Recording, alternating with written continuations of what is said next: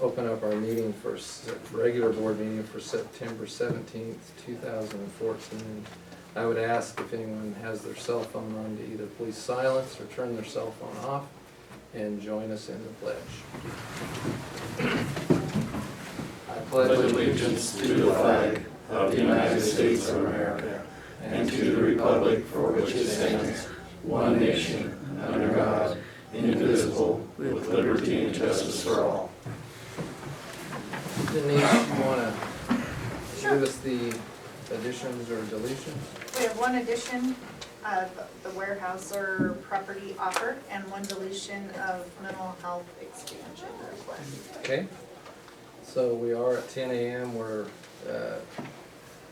going to open it up to public comment, and that would be about anything that's not on the agenda. So, do we have anybody here that just had some regular public comment, not related to the agenda?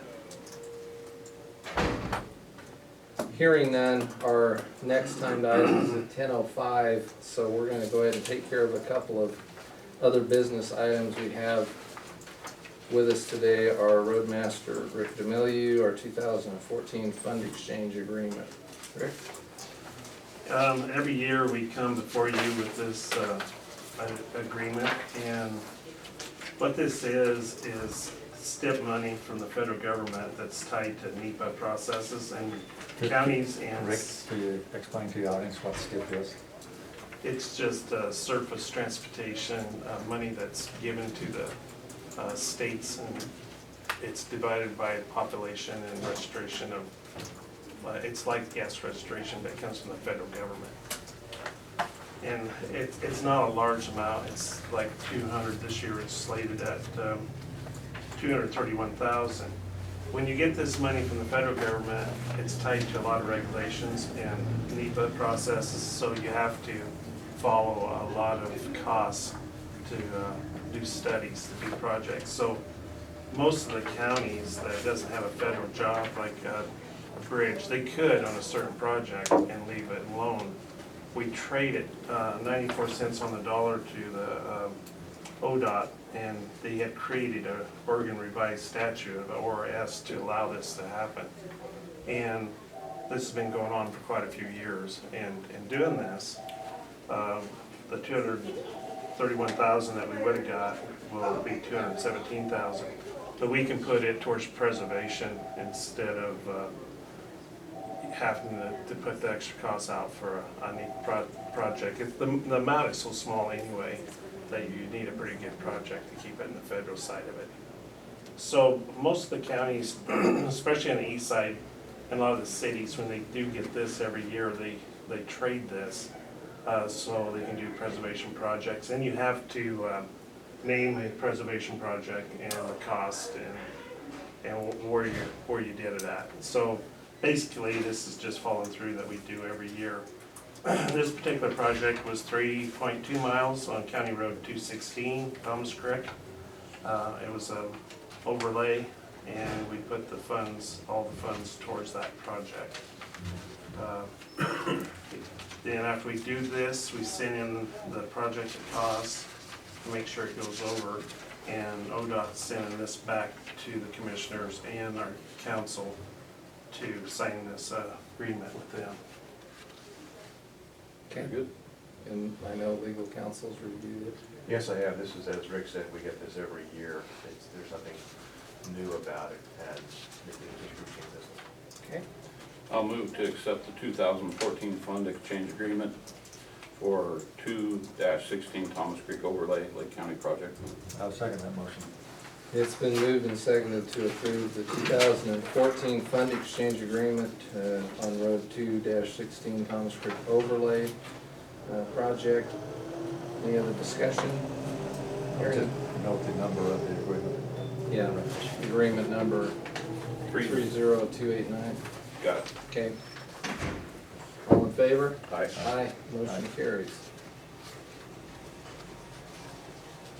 We're close enough to 10:05, so at this time we're going to go ahead and open up the public hearing on the Thomas Creek West Side Rural Fire Protection District. Mr. Bailey and Ann are both here, so I'm gonna turn it over to them for discussion on this, Okay. where we're at. This is the conclusion of a process that began when the state notified us, as required by statute, that they had not received annual reports from Thomas Creek Fire Protection District. When that happens, over a period of 3 years, the state assumes that the fire district is no longer operating, and so they notify the Board of Commissioners to go through an investigation to make sure that it is operating, and if it is, to essentially get all these reports filed. So that was a process that we began several weeks ago, and now we've gone through the formalities of establishing, yes, the Fire Creek does exist, it still provides a useful function, and all of those reports that had not been filed have now been filed. And so, under the statute, your role here is to simply suspend the hearing, actually conclude the hearing, without taking any further action with regard to the fire district. Thank you, Mr. Bailey. And when we conclude the hearing, do we need to accept the letter that Ann received relative to compliance? I think you can recognize that we received it, and that would be part of your decision to terminate the hearing process. Okay. Well, with that said, Ann, you did receive on August 14th a letter from the Secretary of State's Audit Division indicating that all compliance had been met. Yep, all filed, all years that were outstanding have been filed. It's interesting that that's not part of their routine process. I had to ask for that specifically. Mm-hmm. Appreciate you following up on that. Well, I would recommend we conclude the hearing at this time unless there's other input from the board. Is there any public input? Close the hearing and we can. As I've said before, this is really sort of perfunctory, we have to go through this just by requirement of statute, but there is no action needs to be taken. Hearing no public input, any board input? We'll go ahead and close the hearing, the public hearing on the Thomas Creek West Side Rural Fire Protection District. And we conclude that everything is set to go. Okay, our next timed item is our public hearing on ATV use on county roadways. That is scheduled for 10:15, and we're going to be on that schedule, so we'll go down to some of the other business items. Do you gentlemen have a preference on which ones we go to? I'm good with just starting. Okay, the top, Yep. North Lake Annex, did Dave make it? Does he need to be here today? He doesn't, I just didn't know if he was gonna come in. North Lake's Annex HVAC proposal, we had a presentation by our lands and property manager yesterday on a heating and cooling system to be installed in the annex building in Christmas Valley. Mr. Bailey, I know he's been in discussion with you. Yes, we've gone through the process, and we now have this proposal at the end of the solicitation process for bids, and it's up to you to act on Mr. Berman's recommendation. And Mr. Berman is recommending that professional heating and cooling be awarded this contract for a heating and cooling system for the complete installation throughout the building up there. The total is $19,716. The other bid that he did receive was $21,000 and change. And his recommendation is to award to professional heating That's a lower bid. as the low bid. I'll move that we accept the bid from Professional Heating and Cooling Incorporated for the North Lake Annex. The total being $19,716. I'll second the motion. Motion's been made and seconded to award to Professional Heating and Cooling and Company the heating and cooling system for the North Lake County Annex in the amount of $19,716. Any other discussion? Did they mention yesterday when they may initiate work? Not specific, but I know that the owner hopes to start, once knows he's awarded, he will get the order in and get started as soon as possible. Yeah. Any other discussion? All in favor? Aye. Aye. Motion carries. Next item on the agenda is the courthouse paint contract.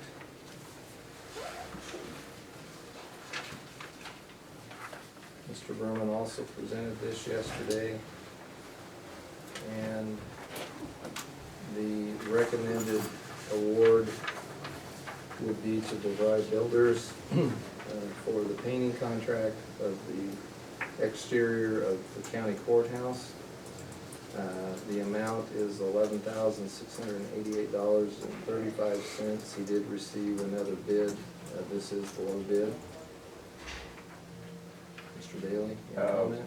The only comment is that we revised the contract form that we apparently previously been using. So Dave and I revised that, and that's what you have here. Great. I'll move to accept the contract between Lake County and DeVry, am I saying that right? Yeah, DeVry Builders. Builders, for the painting of the courthouse. The total cost being $11,688.35. I'll second that. Motion's been made and seconded to accept the bid and award to DeVry Builders LLC with Lake County, the owner, in the amount of $11,688.35. Any other discussion? For the media and for anybody on this, not just Brad, what constitute painting the courthouse? Well, on the exterior, all of the current bluish green, As you see there. very, in my opinion, ugly paint. And all the inserts in between windows, as well as the Lake County sign up above the entryway over here on the north side, will be painted, and the actual paint color is going to be very similar to what the original color of the building is. We're not painting the brick. The brick is very attractive, and so we'll have the building totally painted on the exterior when done.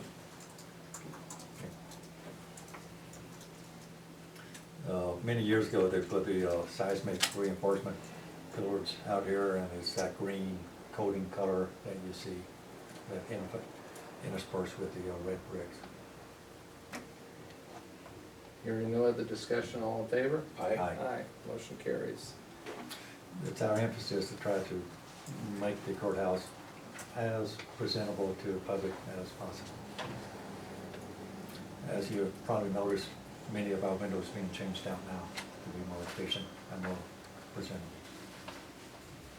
Okay, next item, DHS agreement 14-14-16, amendment number 8. Commissioner Kestner, if you'd like to take that, Ben did report out to us yesterday on that. This is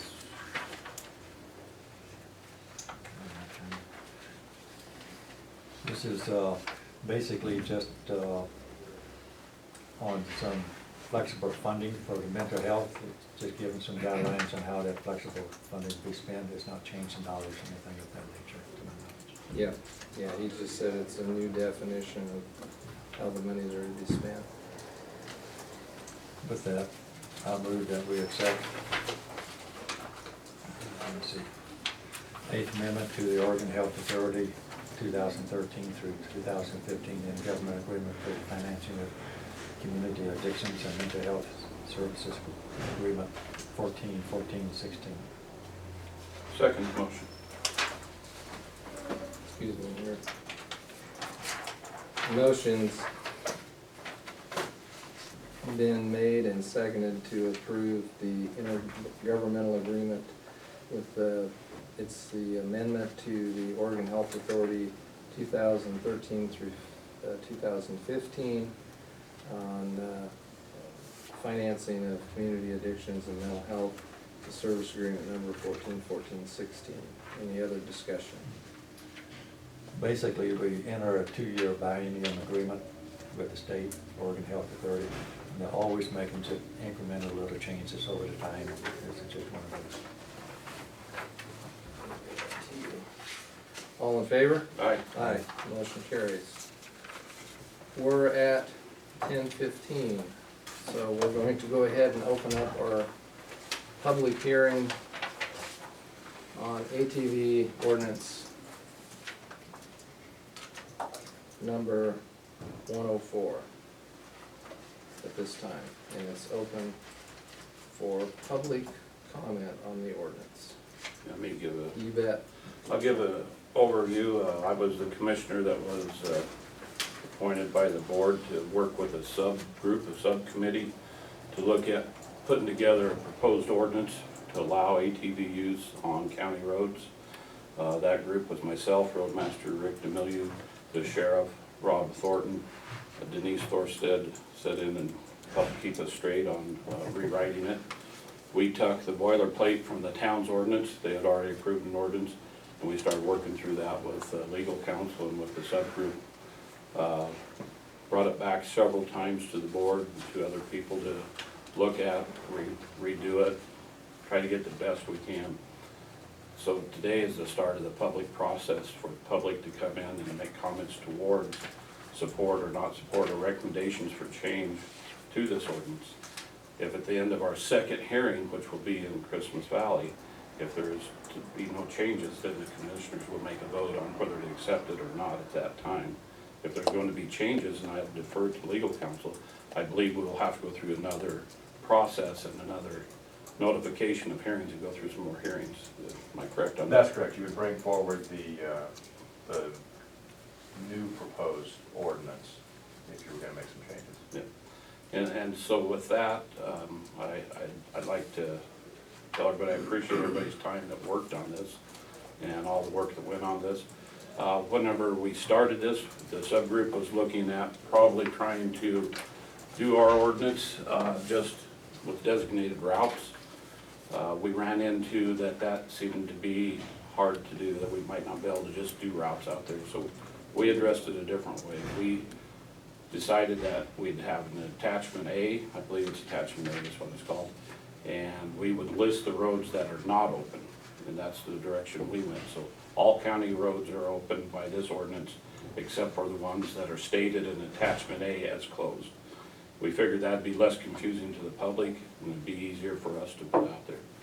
And so that's a quick overview. With that, I'd like to ask, Before you do, Commissioner, I Okay. appreciate that overview, and you mentioned the second meeting, and the meeting date on that is the 15th of October in Christmas Valley. yes, And just the second part on these hearings, because normally we have a lot of give and take in our meetings, but in the public meetings, as Commissioner Winters alluded to, we're here to listen to any public comments. We're not gonna probably have a dialogue during the public comments section. We're here to listen to the public, so. And thank you very much, Commissioner. And so I would like a little bit of an overview. Rob Thornton is the public representative that we've asked to come to this meeting and the next one to give an overview of the subcommittee, maybe anything I missed. Thank you. My name is Rob Thornton. I'm part of economic development for the county, and our task at signing to that committee was to help the commissioners find a methodology to help improve the economy for Lake County. This ordinance before everybody right now is the result of our hard work over the last 3 years to allow tourists to come to our community, spend the money, stay in our motels, and enjoy the thousands of miles of trails that we have here in Lake County. It's been met with a lot of positive. We look forward to moving forward and hopefully completing our task soon. Thank you. Other public comment? Yes, sir. Can you state your name, please, for the record? Mike Wickman. Hi, I'll Mike. try to speak up, and I Okay. hope everyone else will. What is the automatic or the reason that we just aren't doing this already? What is the holdup from the county's part? There's absolutely no holdup, Mike. We've been working on this, and there's a process that we're held to that we have to go through. And Right, but I mean, is there a problem within the county that they're not pushing this from every direction, so to speak, to where everybody's on the same page? I'm not sure I absolutely understand your question. If you're talking about opposition to it, is that what your question is? Yes, specifically, yes. Yes, there will be opposition, and we will take that in the testimony. And where is the opposition coming from? We haven't had any in a public hearing yet because this is the first public hearing. Mr. Bailey, I need to ask you a question related to Mike's. I'll try and speak up, Mike. Thank you. Mike's question. I last week received a phone call. Is it appropriate for me to enter that information or the question I was asked into the record now Sure. for our public? So, I can't speak for anybody in the county, but I did receive a phone call from a citizen that asked two questions, not necessarily in opposition, but opposition, you might say, if we didn't address these adequately. Yeah. And the first one was on ATVs.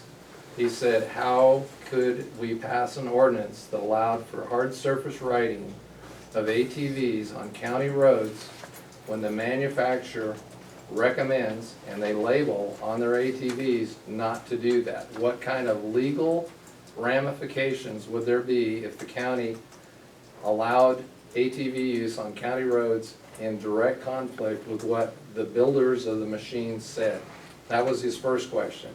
His second question dealt with the hours of use of the ATVs. He was specific to an area, and it was in the north end of the county from the dunes, that by allowing for after dark riding of ATVs, because it's not addressed, that there was going to be an increased amount of activity, he believed, for a lot of people in the farming community. He was talking about farming community specific, onto their lands that you access off of county roads for nighttime activities such as hunting rabbits. And they were gonna have people out there, and law enforcement was gonna be encumbered with more responsibility on an already short-staffed law enforcement group. So that's for the record what I was asked, and I said we will be in Christmas Valley and we will be addressing that. Yeah. So Neither of those comments so directly affect people riding on the county road. Safety is a matter of some education and intelligence. We have scooters. Anybody here ever rode a scooter? You have? And what do they feel like at 40 miles an hour? oh yeah. Yeah, damn dangerous. Mm-hmm. There is no specific rules against scooters. You get a license, you ride them. And if you go 40 miles an hour, you're not looking to get hurt. It'd be the same thing on any other vehicle. Now, as far as illegal use of vehicles, that shouldn't be. I mean, my God, we have people who break the laws in every vehicle they drive. So I don't see it singling out the ATVs for that, as to say it's too easy for them to do something illegal and at odd hours. They can be out there in a car hunting rabbits with the headlights. Thank you, Mike. Thanks, Michael. There was, I had a little notation on when you first started to comment on why we need to go through this process. Jim, can you tell us why we need to do an ordinance to permit ATV on county roads? Well, we're coordinating with the town to allow it, because as of right now, it's not permitted to operate these vehicles. Not by law. Right. So we need our own law, the ordinance, to change the current circumstance. And so we have to go through the normal hearing process whenever we have an ordinance. And it's 2 hearings with public comment. Mike? Mike, did you catch that? Yeah, I got it. Okay, And Yeah, Patrick Roach, you were commenting there a little earlier on what the manufacturer says. Well, the manufacturer can't pass legislation. You know, that's your job.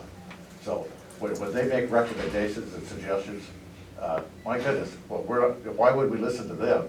You know, it's a safety issue, and it's up to an individual to use his own good judgment. If, you know, if a guy wants to go out there and go 90 miles an hour on a quad, well, he's an idiot, and no legislation is gonna stop that.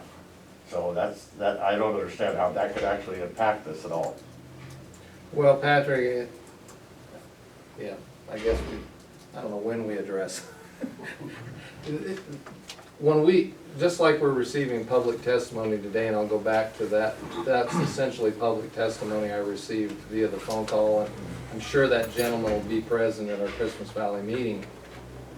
We take it in. We're not suggesting that what you just said is either right or wrong. I happen to agree, but we then talk to legal counsel so that if there are issues out there that need to be mitigated, we do that. That's in the best interest of the public we serve here.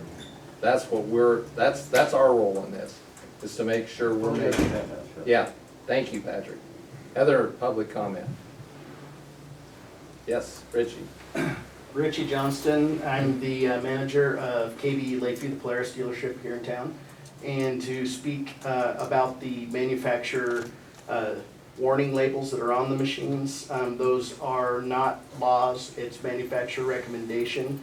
We're living in a sue-happy society, and so all the vehicles are plastered with warnings.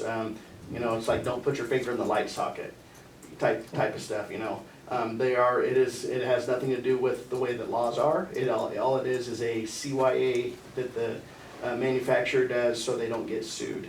On the same sticker that has the recommendation from the manufacturer not to use on, it says public roads, which is the same thing as Forest Service roads or public roads. It's a recommendation so that there's no collisions. And if there is a collision and somebody decides to sue somebody, Polaris says, well, we told you, you know, we don't recommend this. On the same sticker, it also says we don't recommend writing two people per machine. However, that's not a law that if you are writing two up, you're not going to get in trouble by the law for it because it's not a law in the state of Oregon. Also, it says that they recommend that you wear all safety gear, helmets, chest protectors, boots, gloves. Again, that's not a law, it's just a recommendation from the manufacturer. So that's it in a nutshell, I guess. thank you. Thanks, Richie. That clears that up very well. Yeah. Yes, Rob. I got Wade Bryant here from Park and Rec, and he has some comments, and John Lane, private citizen, he You makes some bet. comments. I'd like to go first if I may. You bet. Sorry, Wade. Can I sit there? You bet. We'd love to have you sit there, A little, John. little lazy. Yeah.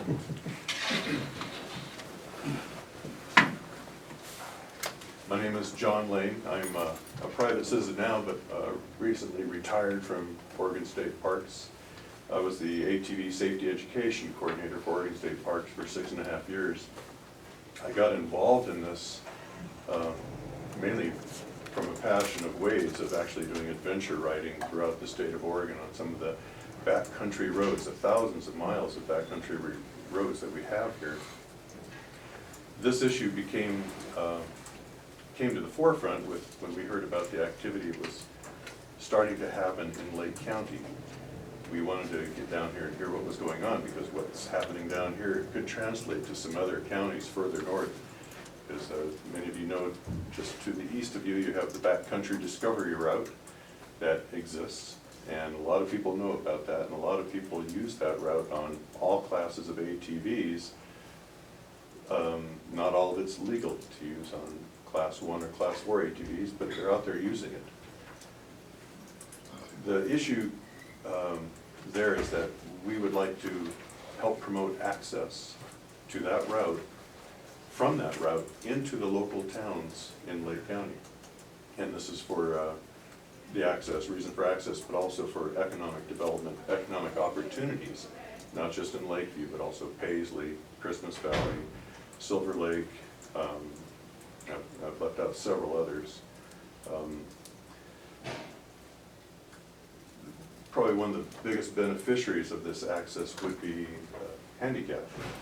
This has been a big movement across the entire United States in the last couple of years. They've suddenly realized that they can get into a side-by-side vehicle. It's an ATV by Oregon definition.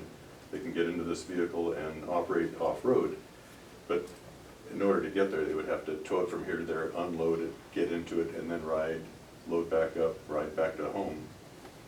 So access is a big issue, and it'll be pushed harder and harder as years go by. Some of the obstacles that have come to the forefront here in Lake County, the biggest one was crossing highways. That was an early one. I think we're on a route to actually solve that problem. 821, Oregon statute 821-200 says that an ATV can cross a highway at a 90-degree angle, but paragraph 1, line F says that you cannot do that within 100 feet of an intersecting highway. When they wrote that statute, they weren't thinking that maybe that ATV might actually be on an intersecting highway that is open to ATVs. So I'm working with the Oregon Motorcycle Riders Association, and we're going to have hopefully get some legislation drafted, and I'll be happy to testify to the state legislature to have that line removed and have Oregon mirror more closely our neighboring states in that regard. Just do it safely, and that's probably the most important part of it. But safety is a big issue here.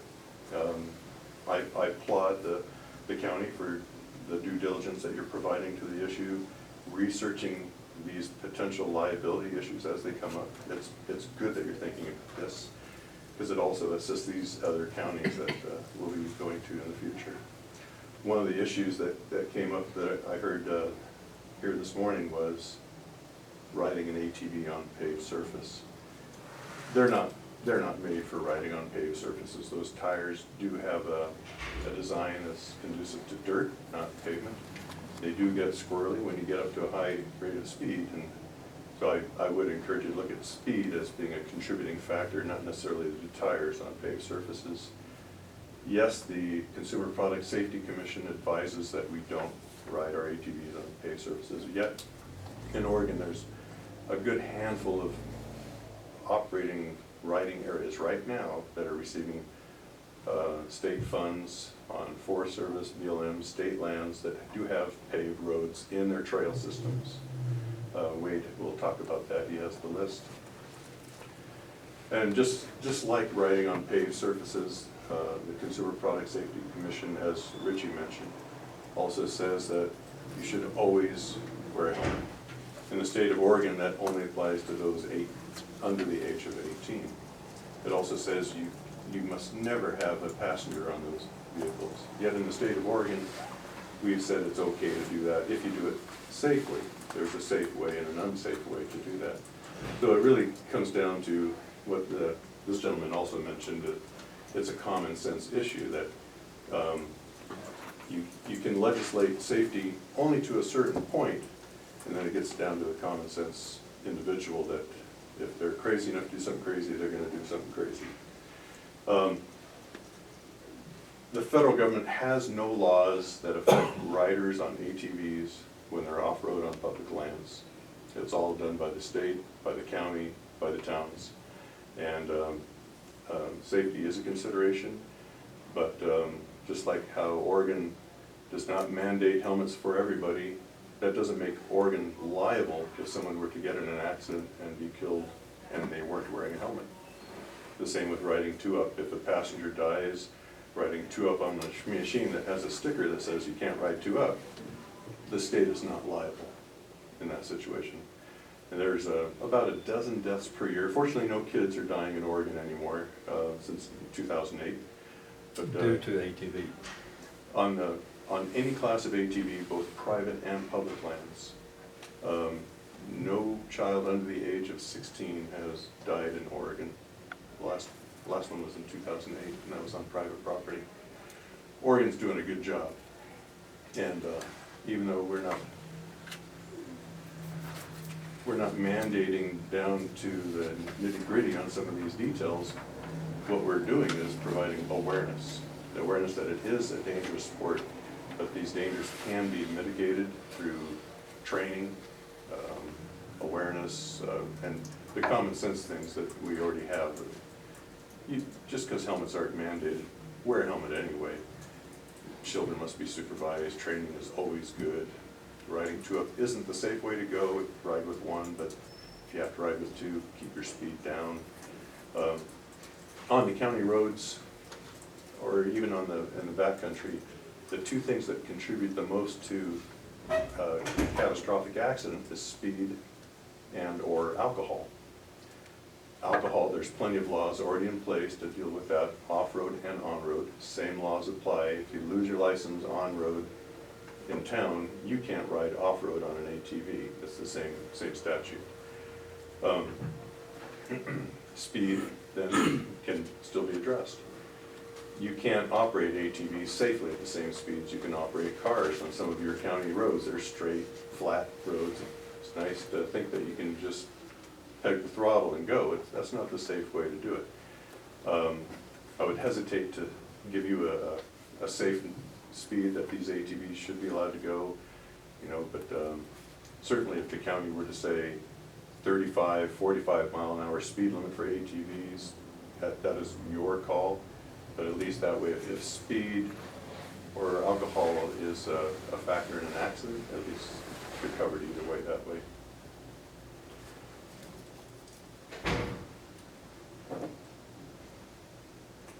That's really all I've got to say, other than that other states in the West have crossed this bridge already successfully. And Wade has a lot more information about that than I do, especially with regard to the state of Utah and some of the other states. So I'm going to pass it to Wade. Brian. Thanks, John.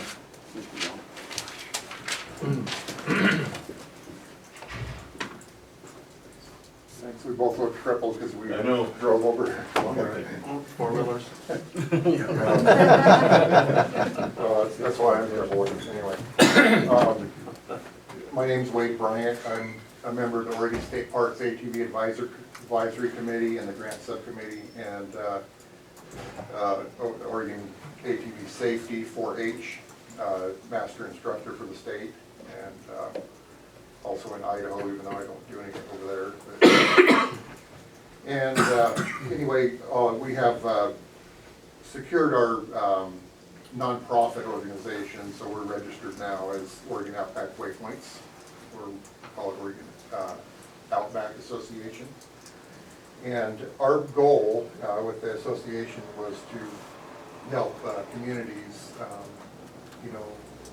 encourage travel or usage in your area for what you have to do, actually what you have to offer for your resources here. That basically, I guess my passion with that is that I just got back from Utah just a few days ago. My wife and I went there. We spent nearly 2 weeks there. We rode 1,000 miles on quads. Our average miles per hour was like 15 on that trip. But What part of Utah? we started out in Fillmore and rode in the desert and then up in the mountains there. And then we ended up down in Marysvale, which is kind of the hub of the Paiute Trail. We had people joining us from several different states. We had a group of about 10 of us. And we ended up in Manti, Utah, a little bit north, finished up there. So, for many years, I've been going down there and riding. I've seen kind of an evolution of the fine tuning of how they operate their ATV program down there in Utah. In the early 90s, they opened the Paiute Trail, which was just a big single loop. And then from there, they've spread out. There's probably 2,500 miles of trail that's spread out off of that same trail system now. That's one of 30 probably in the state. The trail system, does it take in county roads? Yes. Okay. Yeah. So let me just real briefly touch on that, what Utah has done. In the past, basically the counties just decided to open up what they were going to open. Most of southern Utah was open. The only thing that they didn't allow you on is the state highways and freeways. So they didn't pass an ordinance, they didn't do anything, they just basically said it's okay, and they did it. A couple of years ago, Utah put legislation forth to open up ATVs to all Utah roads. Okay, every county, excluding the state highways and the freeways. That legislation passed, counties could not opt out of that. Every county in the state had to accept that legislation. What they did from there is the towns, that, in other words, Salt Lake City, obviously you're not gonna ride your quad downtown there, so the towns had to pass their individual ordinances to not allow the ATVs on their streets if they didn't want them. And some of them did. A lot of them still have it, and even the bigger towns, and people are kind of riding a little bit, and they're just kind of let that go. But so right now in the state of Utah, if you're a resident, you have to license your quad to do that, and you can ride it anywhere, pretty much. And so, if you're from out of state and you're not a resident, you can ride probably 80% of those roads. So what it incorporated was some of the county roads that went into like some state parks and some, you know, recreation areas that were a little, I guess, more well-used areas. So they want you street legal for those. But Idaho did the similar thing. They have everything in the state is open unless it's marked closed. So individual land managers or towns or whatever have to go in and close what they don't want open. You know, similar to what you're gonna do, you know, we're talking about doing with some of your roads here. So in Idaho, you just have to have a horn and brake light on your machine. I think was what we rode up there in June. Anyway, let me move on. So in Utah, I've seen that, you know, that we've seen that evolution of how that has worked down there, and that usage down there is 1,000 times more than you're ever gonna see here, you know, in this area. And we don't wanna have, you know, encourage your town getting overrun by ATVs and, you know, this big wad of people coming in. What we wanna do is help supplement your local economy by encouraging people to recreate here in the way that they do. People travel through here. I know you guys must see the dual sport bikes come through here a lot. You know, that's a very well-known trail, the backcountry route. And like John mentioned, there's pieces of that that have legal OHV access issues. There's some little pieces of pavement here and there. There's some Forest Service roads that are on the MVUM. We're working with a few of those to try to help make as many connections as we can for people to be able to get out as far as they need to go.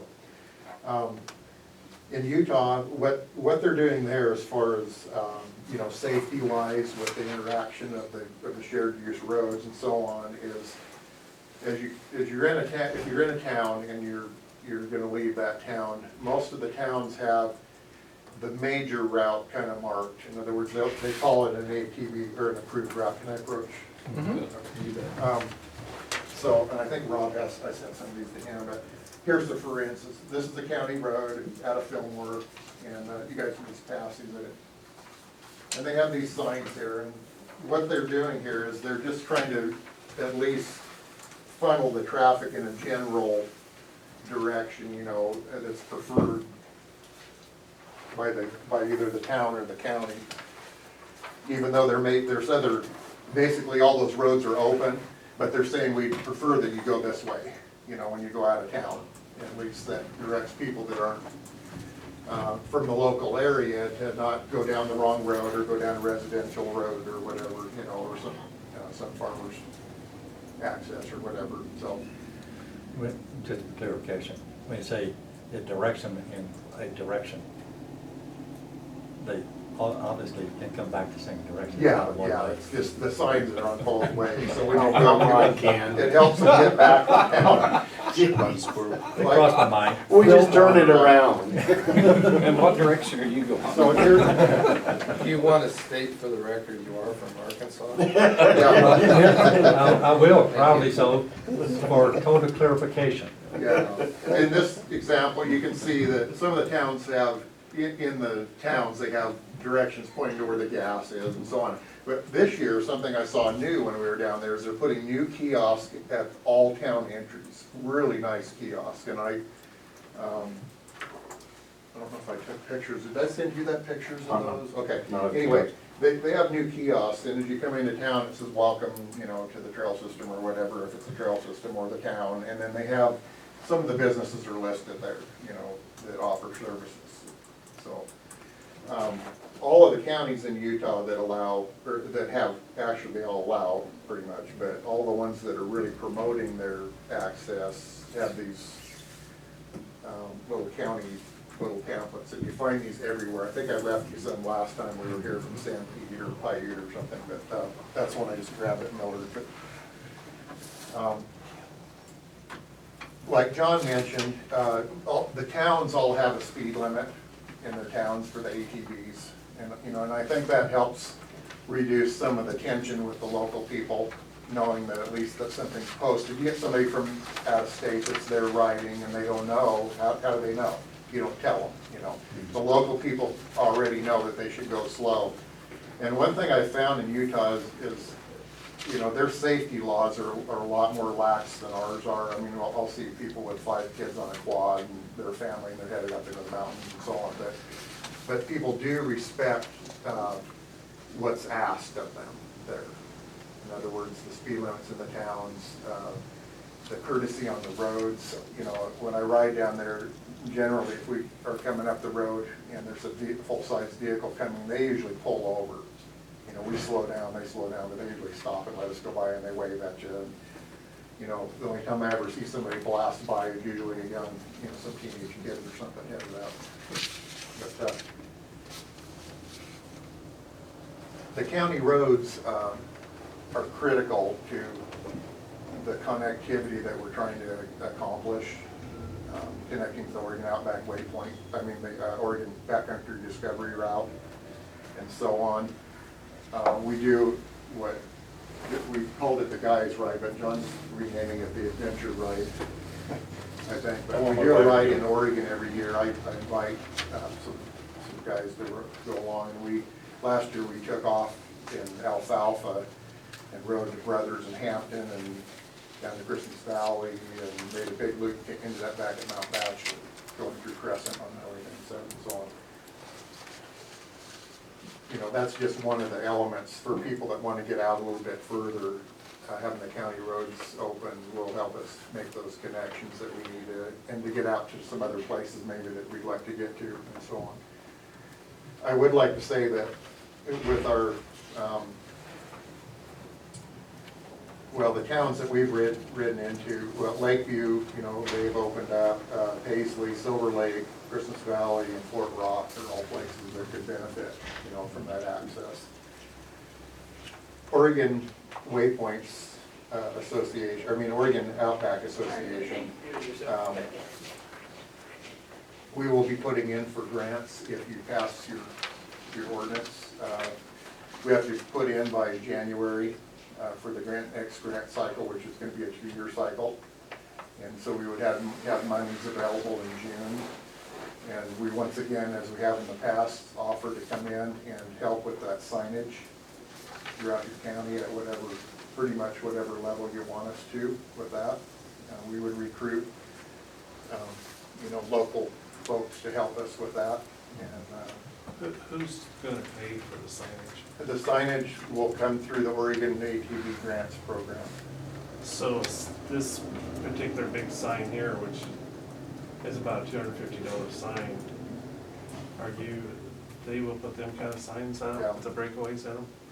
Well, you know, obviously, you know, as we get started, we'll start with a level, and then the next grant cycle, if you need more, we put in for another grant. And who maintains them after they're shot or they go down? Yeah, shot.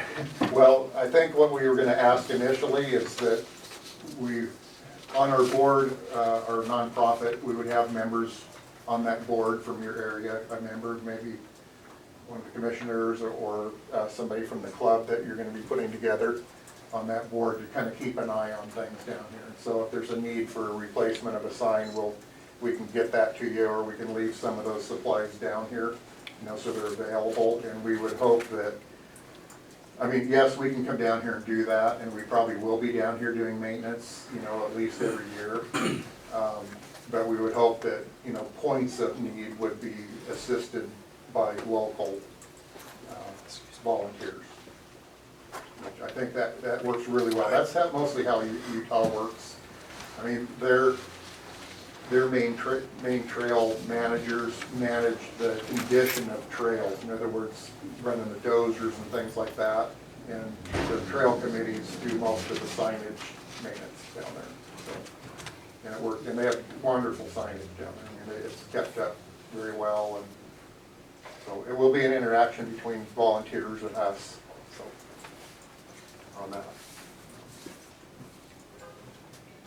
we have a kind of a beginning order started, you know, of that signage. And we mentioned before too that we wanted to go out and mark some waypoints out there and produce a map for you that you can put in local businesses and so on that will show not everything that's open, but some general routes that get people out and get them in some loops, and then from there they can kind of explore from that if they want to.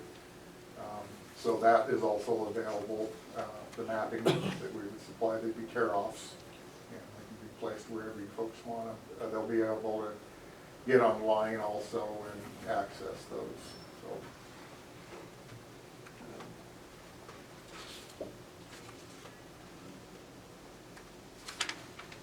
I think that's mostly what I have.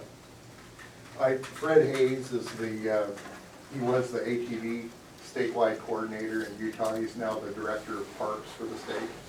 And I visited with him on the phone the other day, as well as Commissioner Bushman, who is in the Paiute County, which is in the center of most of the major riding. And neither one of them had indicated that they had any issues with legality issues with opening everything up. Fred told me he could not remember any situation where there'd been a lawsuit or anything, and they've been open really pretty much for 20 years down there with that. So I think awareness and education, and then some enforcement will have to be involved with that too. That's always the case, no matter what's going on. But that education and so on. And I think the signage is really important. We would come in and put some kiosks, you know, we'll talk to the city, or in the town, you know, about putting this kiosk up, but it gives people general direction of what they need to be doing, what some of the laws are, and what's expected of them when they're here visiting. So, did I cover everything that you think? I hope so. That's probably enough, sorry. Thanks, Wayne. Thank you very much for allowing us to come. You bet, thank you. Other public comment? I got it. Oh, Okay, go ahead, Rick. Mr. Vanilla. I was just gonna say, maybe the roadmaster needs to be sent to Utah and witness. Yeah. I'll carry your Yeah, they bags. come back and report. I hear that they have funds to help you with that. I'm trying to do it as a work. While this group is here, And I'll be your guide. Wade has one. Can I just say one more thing?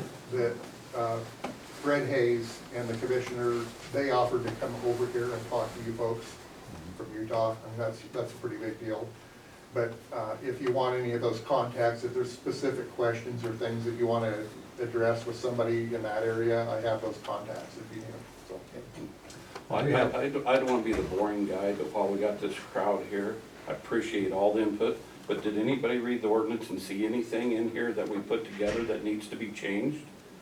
It just needs a signature on the back. That's what I was gonna say. Oh, okay, well, because of this is about I appreciate all the passion everybody has, but this is to find out if there's anything in the ordinance that we didn't cover as a subgroup and as a commissioners as we brought this forward. So if you read it and you have any recommendations, now is the time, other than the signature. Yes, Wade. May I say one more thing? You know, depending on where you folks go with all this, if you want us to provide those things which we are offering through that grant program, you know, we would need to know that soon, as soon as you pass that, because we want to get that through that grant cycle. Otherwise, it's going to be 2 years before we can do that. We really want to be a resource to help you out with that funding part of that and get, you know. So we'll do the Christmas Valley meeting tomorrow. October 15th. We have till January to I would apply like for to the comment grant. on your offer and everything. I do believe that if this is passed and if it becomes law, that the nonprofit, the chambers and everything will be ones that will help with a lot of the promotion of this. And I don't see other than if we allow some signage or ask for some signage, the Board of Commissioners would be the one to really push that economic development side of it as much, other than the people We'll that's in that. take care of that part of it. John? Commissioners, I read the ordinance, and at the earlier version I read didn't include class 3 vehicles in there. I understand this one does include class 3 now? It does. Good. That's good. Also, if we do not pass it, then it's a moot point for the time being. If we do pass it, it's still a 90 days implementation. That's right. Not 30? 90, Mhm. unless there's an emergency and we don't see an emergency coming. Our funding would come in June, where we could spend the money would be June, so we would be down. Rick? John was recommending a speed limit, or talked about it. Is this something that we need to think about or look at? I threw that out there for just food for thought, that if speeding is an issue, that one way to address it is to actually establish a speed limit on the county roads, whatever the county is comfortable with setting in place. For example, if it were, say, 35 miles an hour, if someone were going 50 or 60 miles an hour and were to crash, the county can always say, well, you're obviously way beyond the speed limit, don't look to us for any kind of remedy. At the same time, 35 miles an hour or 45 miles an hour is a very adequate, more than adequate speed to get from point A to point B, and doesn't put anybody in a state of fear or a state of danger.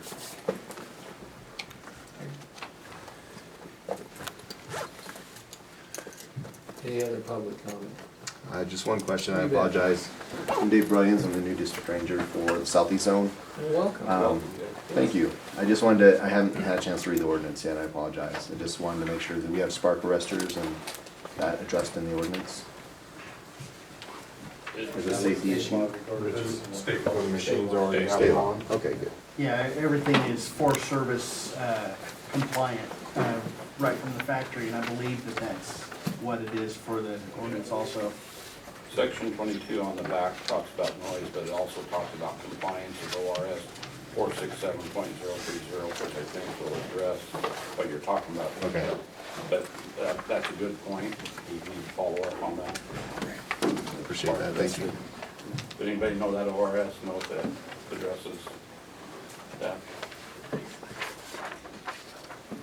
No, but if it doesn't have it in there, it wouldn't be a bad idea to have Well, it. we need to have it. Wouldn't have us, have it on the sheet.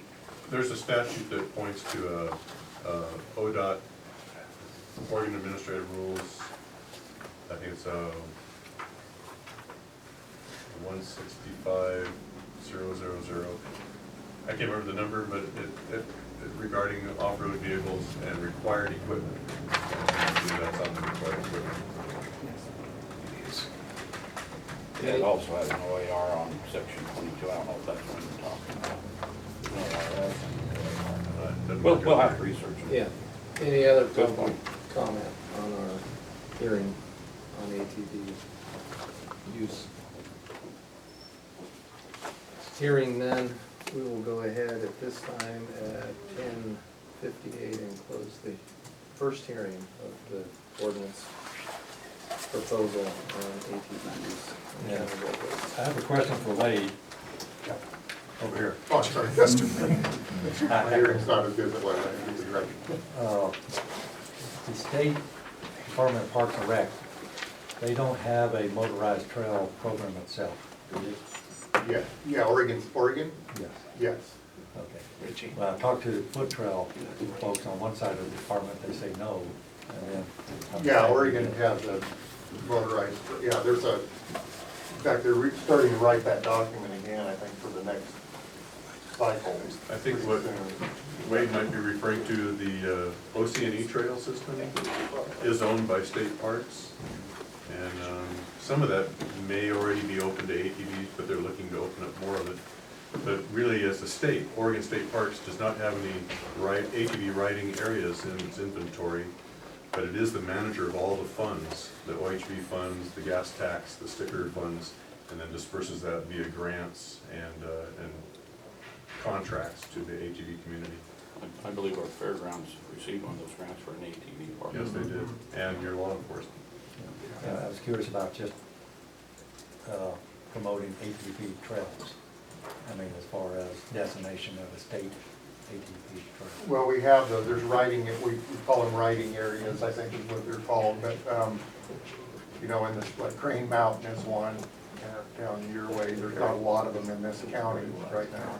But, We do promote all the riding areas on the state parks website. I say ours, I used to work there. Okay, well, thank you, gentlemen, very much.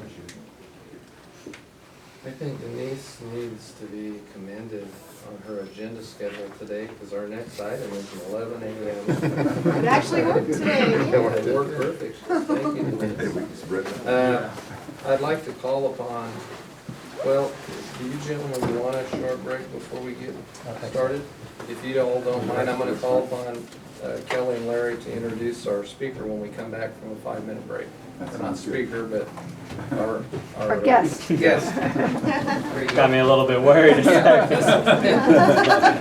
just well, nice to meet you. Well, you missed the public comment there. We would have ran your own. Dave or David? Dave.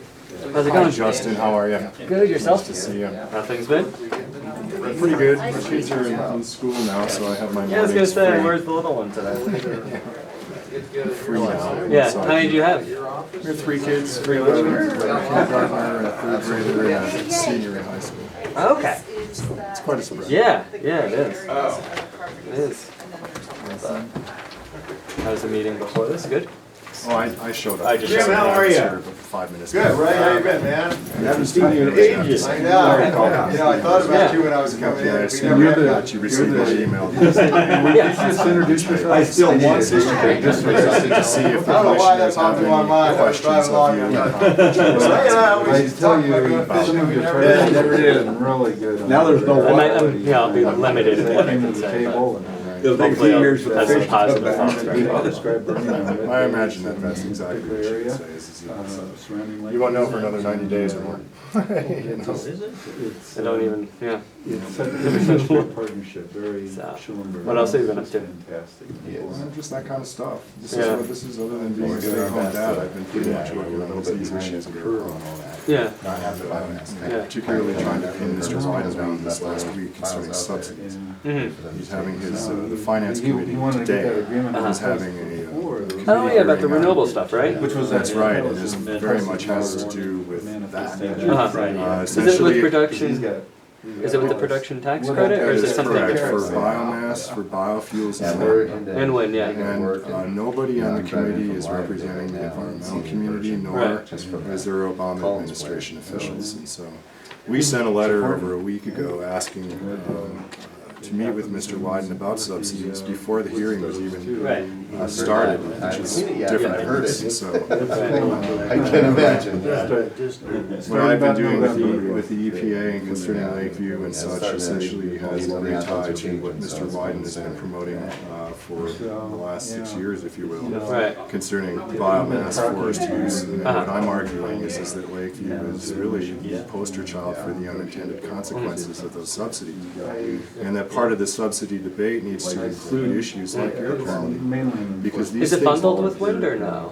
It is bundled with wind, but Has of it course always we been that don't. way, or no? I don't know. Yeah. But Reed has suggested that he would have the Senate vote on that by the end of the year. Right. And so this is, so the issue of air quality, and here in Klamath Falls, which you met with Mr. Fauch yesterday, is very relevant to what it is Mr. Wyden wants to do for Iberdrola in this state and really nationwide when it comes to the collaborative forest units that are going on, you know, and really failing, if you will, down in Arizona is the best example of a failing collaborative unit based around biofuels essentially. But anyway, you asked what I was doing. Yeah. That's part of it. Yeah. And what happens is we pay for both sides.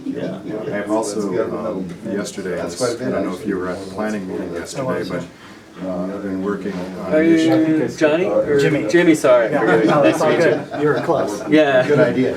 And I've also been working on the issue of the protection of the surface water, hot water resources at Hunter's Hot Springs, and the creatures that live in it, that only live there. And yesterday, Mr. Gullickson rescinded his application. He moved that back, or said, I'm pulling it. And in part because of the work that I've been doing for years, and also, interestingly, the town and I were on the same side of it. Was it like an endangered species act? There is a microcrustacean called thermophilic ostracod. It's been studied since the 1960s by a U of O professor named Richard Castelnutt. He has been studying the hot springs since the 1960s, and also had discovered a fungal bacterial mat, a cyanobacterial mat that photosynthesizes at the highest known temperature of the planet. And these little microcrustaceans also reproduce at the highest known temperature. Unfortunately, they're found in And the hot springs. only in these hot springs. And so the issue with any development up there is how do you affect the surface water resource and also the temperature gradient. That was the issue with the town and my opposing their project for energy generation facility, and the same for Mr. Gullickson's project. So, Mr. Kastenholz received, through the years, he's a professor emeritus now, funding from the National Science Foundation and NASA, because it's theorized that this is how life began on the planet, essentially. Photosynthesis, life, and also these particular microcrustaceans are the animal that reproduces at the highest known temperature on the planet.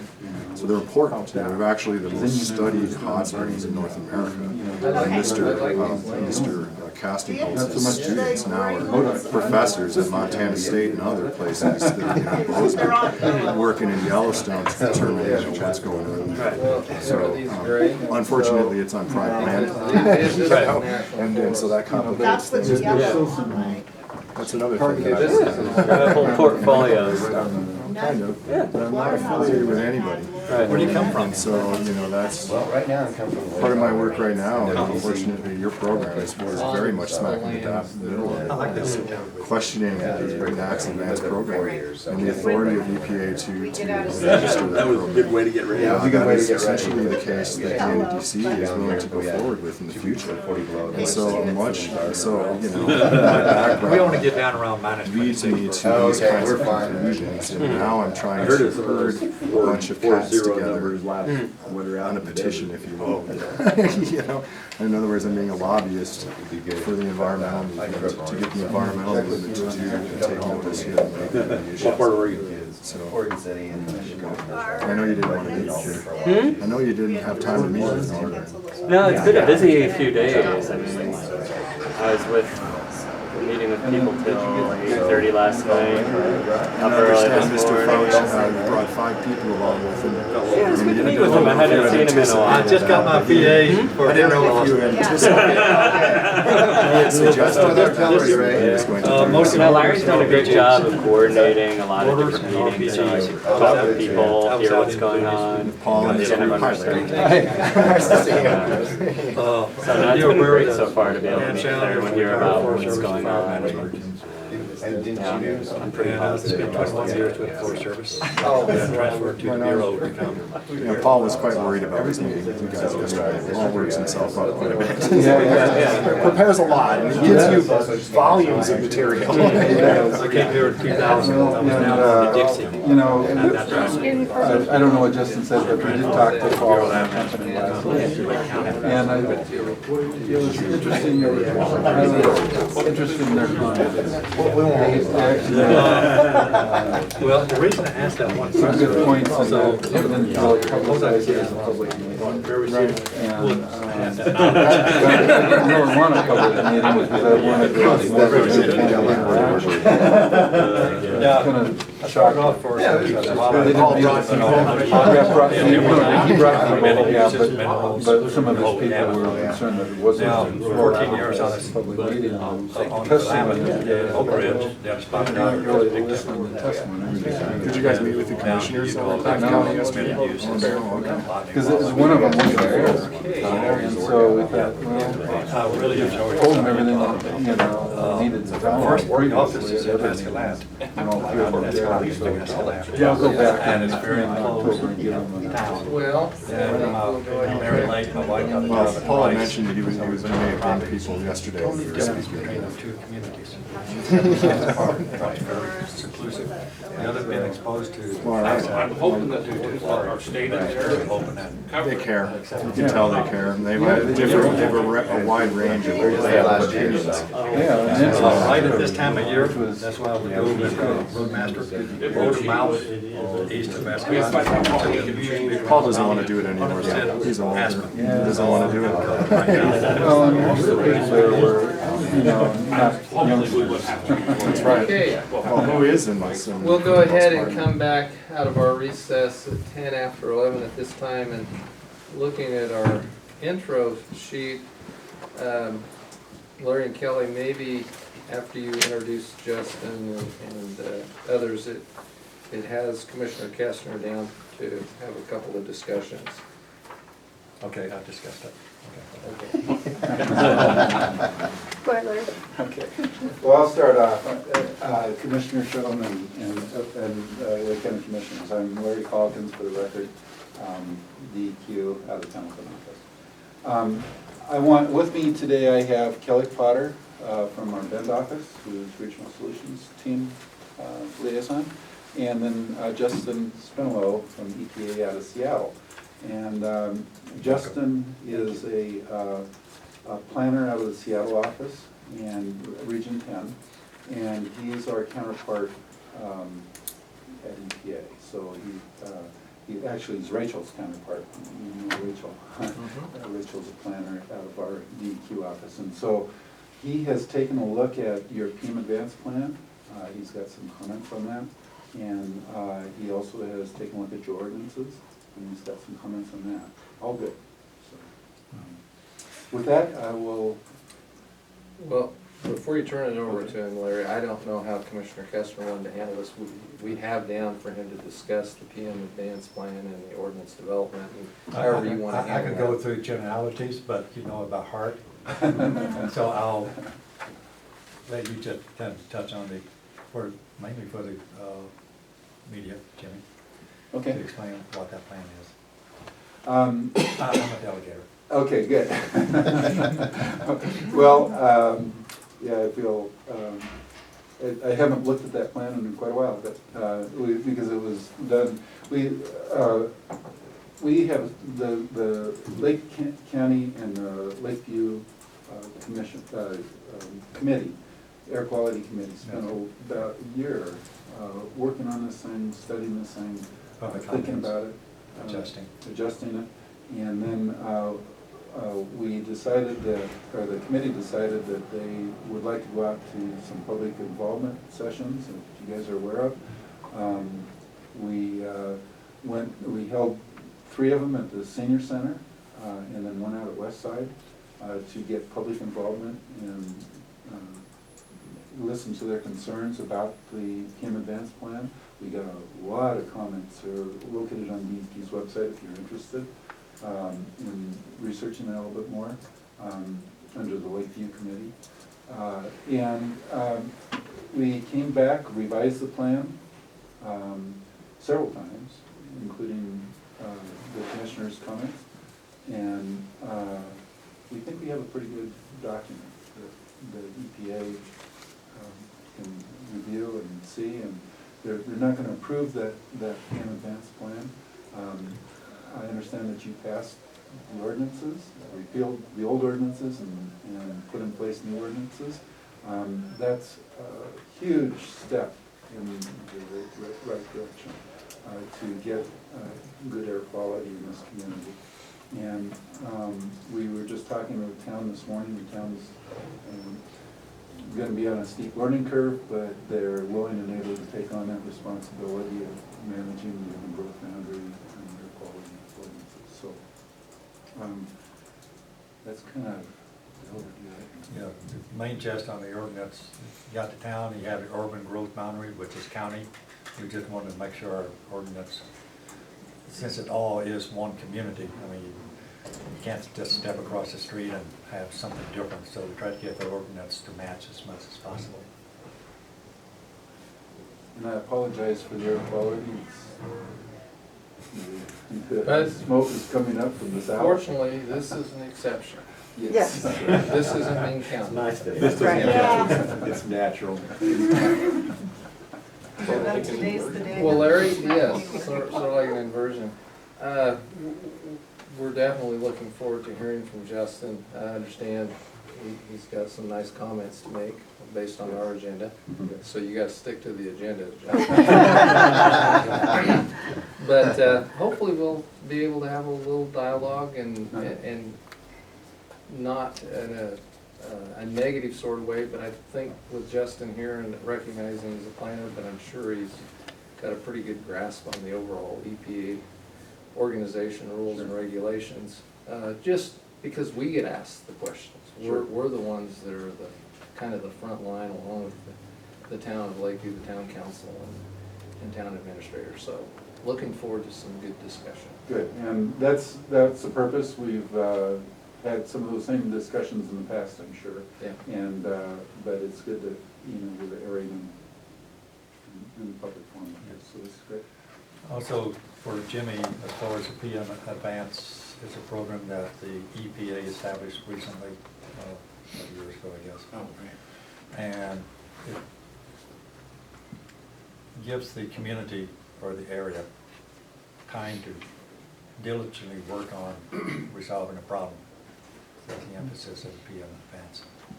And without the formal designation of non-payment, which is a huge stigma for the community, A, and B, it means a lot of work not only for EPA and DEQ, but it means a lot of work for this community.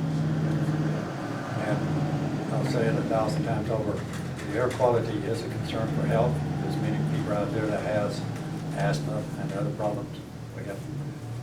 I'll say we have a charge to protect the health of our people.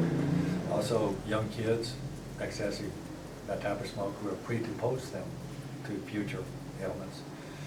And it's the right thing to do is get the air quality cleaned up for the sake of our health. Before we turn over to Justin, Kelly, do you have anything you want to say? Sure. Kelly Potter for the record, for DEQ also, and Regional Solutions. Just wanted to commend the county. The Regional Solutions project, the pilot project that we did in 2013 to do quite a number of stove replacements in the community and some weatherization. As part of that project, that was the beginnings of the conversation about doing this PM Advance plan. And the whole idea was that the air quality was threatening having the community go into non-attainment, and this program that EPA has allows the community to essentially come up with its own package of strategies, the strongest of which is the ordinance that you adopted. And so it's a package of strategies that allows the community to go forward, tackle its own air quality issue, and make progress in the hopes of avoiding the non-attainment designation altogether. And just, I kind of said that for the press too, so that they can understand the relationship of kind of the sequencing and how that works. But just also wanted to congratulate you on a great step. It takes a lot for a community to come together and work on those tough issues. And you guys really put in a lot of work, the community folks put in a lot of work, and you're to be congratulated on that, on developing that package. So thank you. Thank you. Thanks, And we will continue to try and get you money for the stove replacements and weatherization. We do have, in terms of the Regional Solutions monies, those monies will be available come probably March of next year. So we will continue that initial pilot project with some more stove replacements and weatherization to help further that goal of reducing emissions. And I'll add 1,000 plus one time. The goal is more than just avoiding non-attainment. Yes, It's to clean up the air. it's, yes. And also avoid non-attainment, because that has other side effects also. Yes, you're talking kind of a couple different main effects. The largest of which, of course, is the health, but there are also direct ties to economic development effects as well. And that is a direct relation to permitting of industry, which has a tie to jobs. And so from an entire community health standpoint, both economic and then physical health, tackling the air problem is critical. I mean, economic hit, we take an economic hit, it only makes another scenario of health concerns in my thoughts. Because people going into poverty also have depression, can't buy the foods, eat healthy and so forth. So we like to, the overall goal is health. Mm-hmm. And we'll continue, like I said, to do what we can to assist how you need us to help. Great. Okay, I think. Drum roll. Well, Mr. Chairman, did I cover the PM and fans and ordinance? Very well, thank you. Justin, please join us. Welcome again. Yes, thank you very much for having me here and taking the time to hear me say a few things. My name is Justin Spinell. I'm from the Seattle office, EPA in Region 10. The basic reason I'm here today is to acknowledge the work that you've done so far over the past few years with the PM Advance program. I realize I'm a few layers away, and there's not much that the federal government can do in terms of addressing air quality in a situation like this in Lake County. I see that it's really coming from the community where you can be most effective, from the community level and also from what's being done with ODEQ and what you've come up with the PM Advance plan. I'm really encouraged by the ordinance and the steps that you're taking. They seem very proactive compared to other areas in the region which I'm familiar with and deal with the same issues. This is just as aggressive, if not more aggressive, in the ordinance that you're planning to implement. And if you do that effectively, I'm confident that you will be able to address the emissions issue in Lake County. I think it's not going to be easy and the implementation will take some time, but I think you've really done a great job at putting together a plan and coming up with a very strong control measure that can help make you successful. And aside from that, I think you can be successful if there's anything that EPA can do to be of help. I know money is always one of those things, but also if we can help in terms of resources, materials. One of the things that people usually ask about and is a part of the program, which DEQ has done a great job at getting, was it 1.5 million from the state for next year for wood stove change-outs? Split between you and Klamath. That'll be really helpful, but also just the behavioral changes, which don't cost that much, where people will learn how to operate wood stoves a little bit more efficiently, season their wood so it doesn't smoke as much. Some of these things don't cost that much, but they are behavioral and there are traditional issues. But I think if you're able to focus on some of those, that you'll really be able to be successful here. So those are my opening thoughts. Well, I just want to say, hand in glove with this, Commissioner Winters and Kelly, both part of the regional solutions, and I think, there's, the idea that changing out all of our wood stoves, it's going to make a difference. But the work they're doing towards the natural gas and the opportunity to have flexibility in how we heat our homes, I think needs to be recognized one more time, that that work is going to be really meaningful. I've got a handful of questions, and I hope I don't say it wrong. Right. I agree with Commissioner Kestner completely about the air we breathe. I guess I'd like to look into the future, since we have you here, and you're a long ways from home. Right. And we have a lock on that door. Yeah, real quick. So Denise, yeah. I'm trying to look to the future, Yes. and as we get the PM Advanced Plan fully integrated into our way of life, we make all the changes that we possibly can make in our community, and we get our community members to see how good this is. So the air we breathe within the urban growth boundary in the town of Lakeview on the worst day is very good. But we have all these exceptions, such as today, and it's not bad today. We have the flare-up of Summer Lake, Avert Lake, and Goose Lake that are alkaline lined.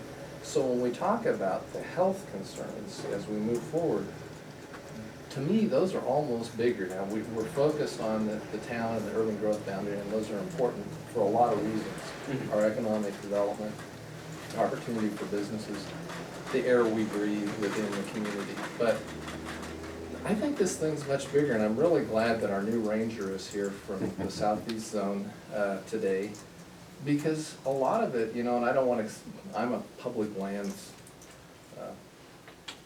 person as far as some of the issues, but when we look at these wildfires and they don't count, and it really does go back, and not to get totally sidetracked, but it does go back to a management issue that I hope is, as a group, we can start having that discussion at a higher level as well, because we do care about the air we breathe. I live in Paisley. I care about the air we breathe there, which is going to bring up another question for you, and Larry and Kelly.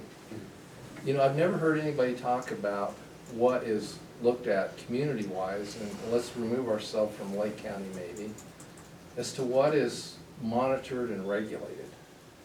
Everything we do as commissioners is usually based on population, but I've never heard what the criteria is for determining that EPA and DEQ are going to look at a community. Is there a population? There are annual monitoring plans that are developed for each state, for each state in the country. We deal with Alaska, Oregon, Idaho, and Washington, and they get evaluated each year. There's some regulatory monitors in that, and then there's also non-regulatory ones as well.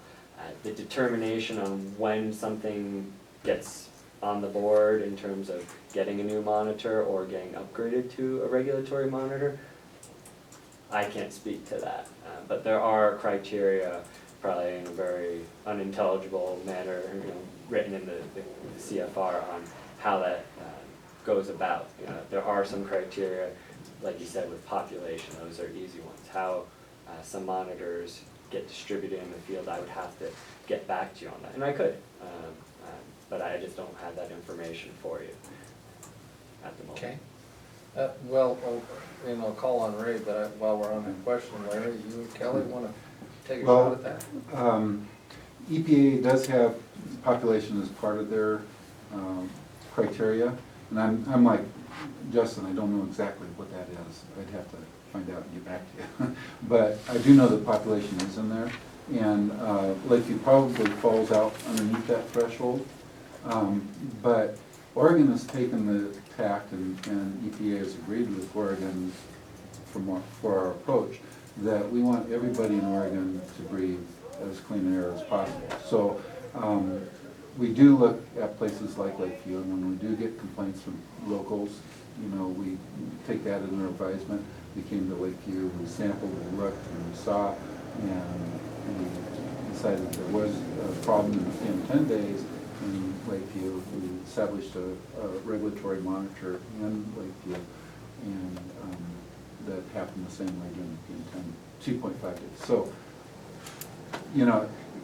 even though that you may have fallen out from underneath the threshold, Oregon took a little different tact and said, we want everybody to have clean air statewide if we can. And there's a limited resource there too in terms of monitors. So you're saying Oregon's regulation is stiffer than EPA's for Lakeview?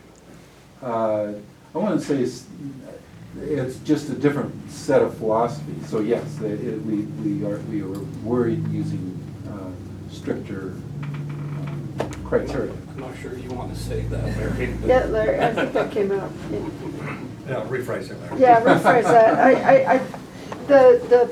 The criteria upon which is applied in terms of all the standards is the same as they are everywhere. Yes. And so, yeah, I think that's the bottom line. Okay. But what I heard is the population, Lakeview is underneath that criteria, but there's other concerns. I believe so. On the city of Paisley, which is incorporated, if they wish to have, if I caught it right, some air monitoring equipment put in there, you guys would address that? They can borrow ours. Well, If there were funding to support it right now, right now, one of the most difficult things is getting funding to actually do that. Yeah. Because it involves funding for the monitor itself, and then it involves funding for the actual taking the measurements, sending them off to the lab, having the lab analyze them, and that kind of thing. So oftentimes, getting additional monitors is a funding issue.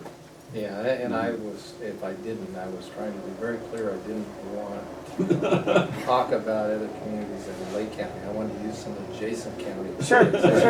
Say Crescent up in Deschutes or Klamath County, but Ray had a question. or a comment. Following up with Justin, with regards to the summer air quality issues that we're seeming to face now on a regular basis, year after year, and for longer durations even, it seems to me like, as I suppose climate change is part of that. But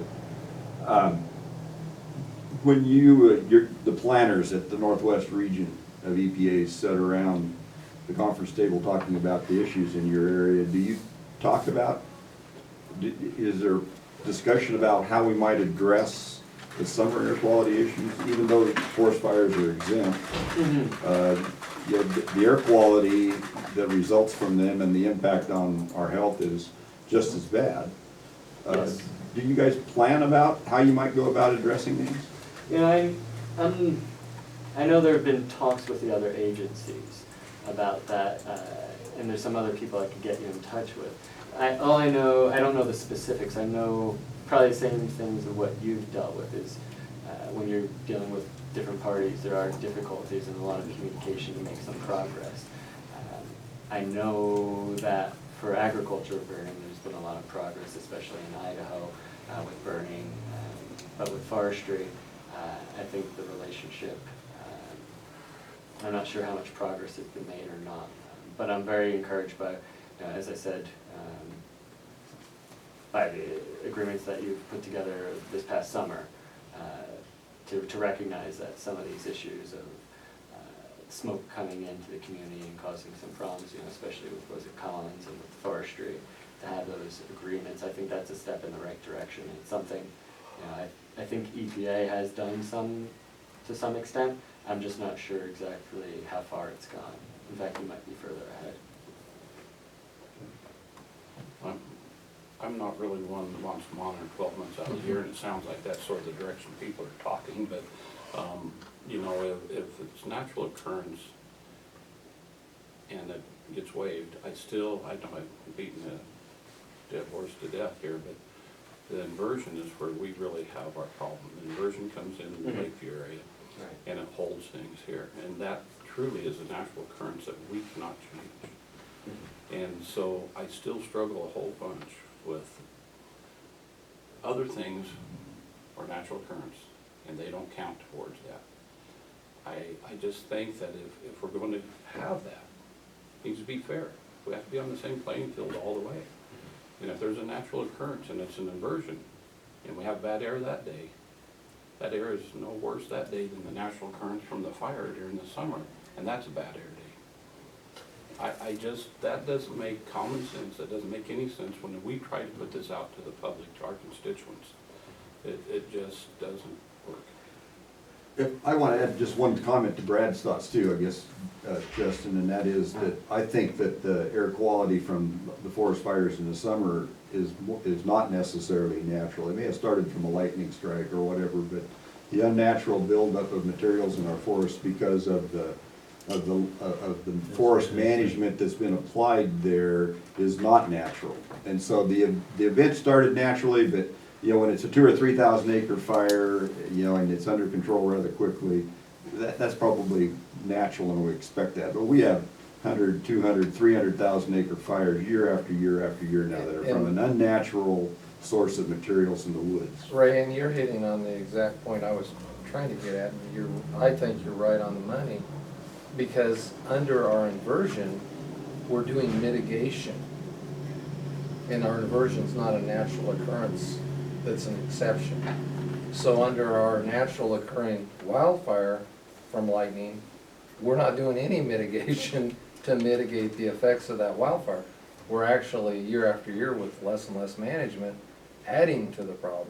So, you know, it's not for us to solve today. At a time of year that may have bigger impact on our health than the one in the winter, when we should be out exercising, working hard outdoors. And that kind of breathing gets to deep. Commissioner Kestner's point. We all subscribe to that notion. We want as clean of air as we can possibly have, and yet we're impacted at a time of year where it's probably worse for us and we don't have too many options. Yeah. So, anyway. Fortunately, this is a program that I work on and Ken has some deeper insight into. With regard to the fires, there are exceptional events and they can be waived for regulatory purposes. For purposes of Lakeview right now, it does, you know, there's no need since you're not under a regulatory framework. However, for areas that are under a regulatory framework, that are in non-attainment or close to it, you know, we have done exceptional event waivers for those. And one of the requirements, there is a mitigation requirement. Doesn't have much teeth to it, but we do look to see that there are forest management plans in place, smoke management plans in place, and we do document that. And I would think in the coming years, there's the potential for there to be a stronger call for that. Again, the way the rule's written right now, it's not very strong in that sense, but there is a mitigation component. With regard to inversions, that's always the hard message. The easy thing for me to say is, well, it's part of the Clean Air Act, it's excluded. But the harder thing for me to say is the emissions, the difference that EPA sees is that the emissions are coming, are generated by the community from those wood stoves. It's not it's an unfortunate meteorological condition, but it's trapping emissions that are being created by the community. And so our focus is to, you know, again, with these curtailments and with focusing not just on not burning on the red days, but on those green and yellow ones, focusing on burning cleaner, maintaining your stove, burning a better fuel or drier fuel. Trying to put it back into the hands of the community so that they have a little bit more control over the emissions and potentially control over keeping those levels down so it maybe doesn't get to a red day. It doesn't necessarily work like that exactly scientifically the way buildup occurs, but there is you know, a component that is coming from the community. So that's been a tough one with all of our areas because, or most of our areas is they're wood stove driven, non-attainment areas or areas close to non-attainment. And you know, everyone wants to look at different sources and you know, from everything that we've seen so far, it's usually all the evidence is coming back to a fingerprint of being combustion from wood smoke. And so that's where I think this ordinance is a great step in the right direction, especially where you're at, where you aren't formally designated right now, where you can actually bring those levels down, because we do revise the standard every few years. There is a cycle for that, and if you're able to, in the next few years, maintain lower levels, you'll be able to, A, make sure that you don't get sick and don't get your neighbor sick, but you also don't get into the situation of being in a non-attainment area, which understandably has other concerns that aren't environmental. To me, the gist is we have one task in front of us, and that's evidently the wood smoke. We need to capture and control that.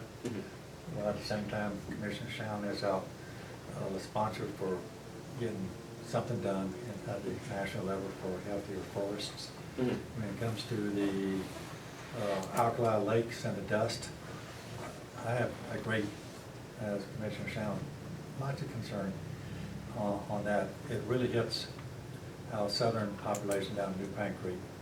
It hits the all around Summer Lake. But is a task to keep on the table in front of us on how to address that. But today it's wood stoves. So, just because I like to debate, you talk about mitigation, and you talk about, we are a recipient of some dollars, we have been a recipient of some dollars of fines to industry. Right. And then we bring that in here for wood stove replacement to help us get into workforce compliance.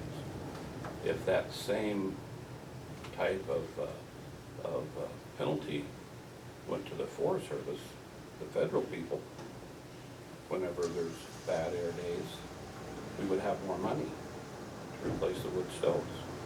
EPA, federal, Forest Service, BLM, federal, seems like they'd work hand in hand, and then when they implement things on us that is hard on our health, they should have to pay the same as industries. When industries get these huge fines, it's a difference of whether we're going to have jobs in those communities or not. Some industries say, you know what, maybe I'll just shut down. But the Forest Service and the BLM get out of jail free card. And EPA brings regulations all the way down to us here in these communities that shuts down our economic ability to grow and keep going. So that's what I'm saying, whether it's an inversion or it's a Forest Service fire or whatever it is, it's not fair. It's not fair all the way across the board.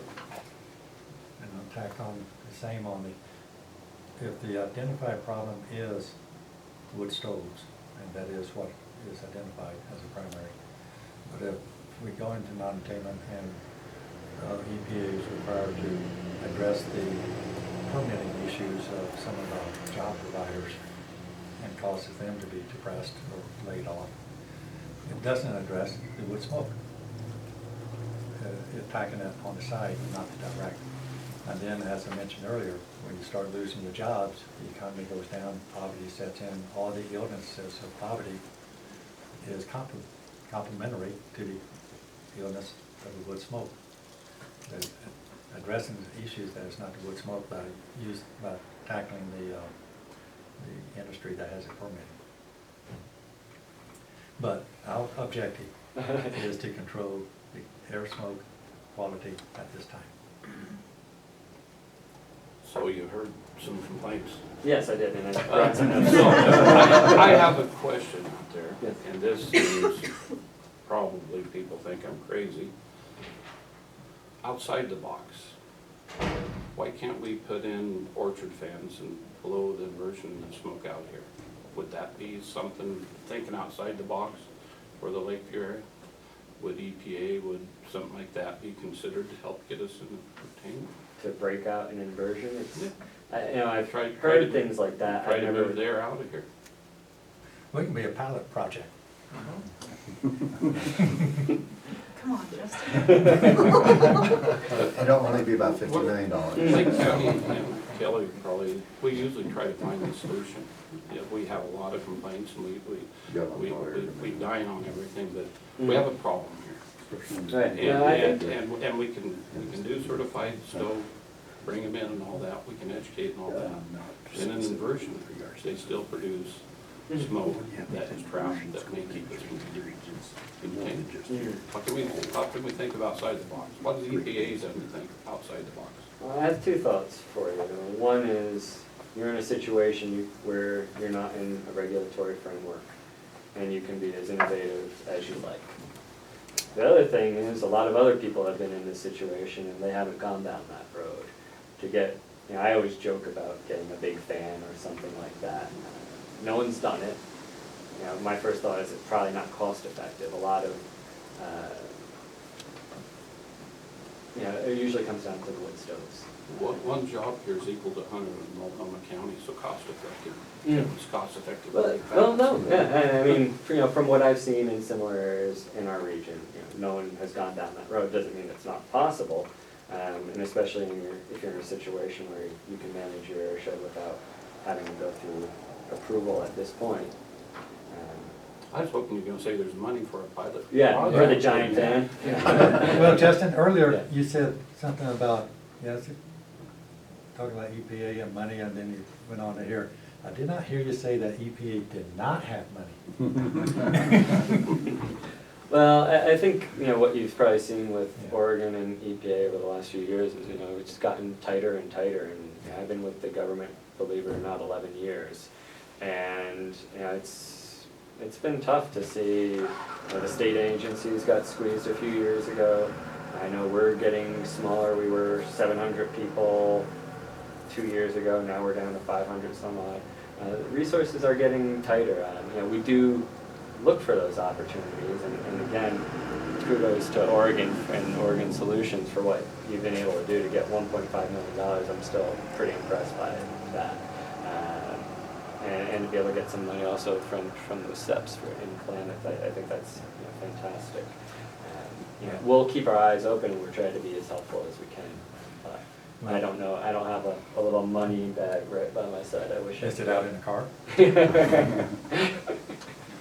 Well, I would like to add that the guidance that the state DEQ have given us to help us move in this way, and all the miles and everything that you guys have traveled here to attend all these meetings and to keep us on track, and the PM or the Air Quality Committee folks, which is Ray, Mike, myself, and a big handful of other folks, have put a lot of emphasis to try to get the immediate need is to get that air quality cleaned up, especially on red days. So big hands to you guys. Big hands to you guys.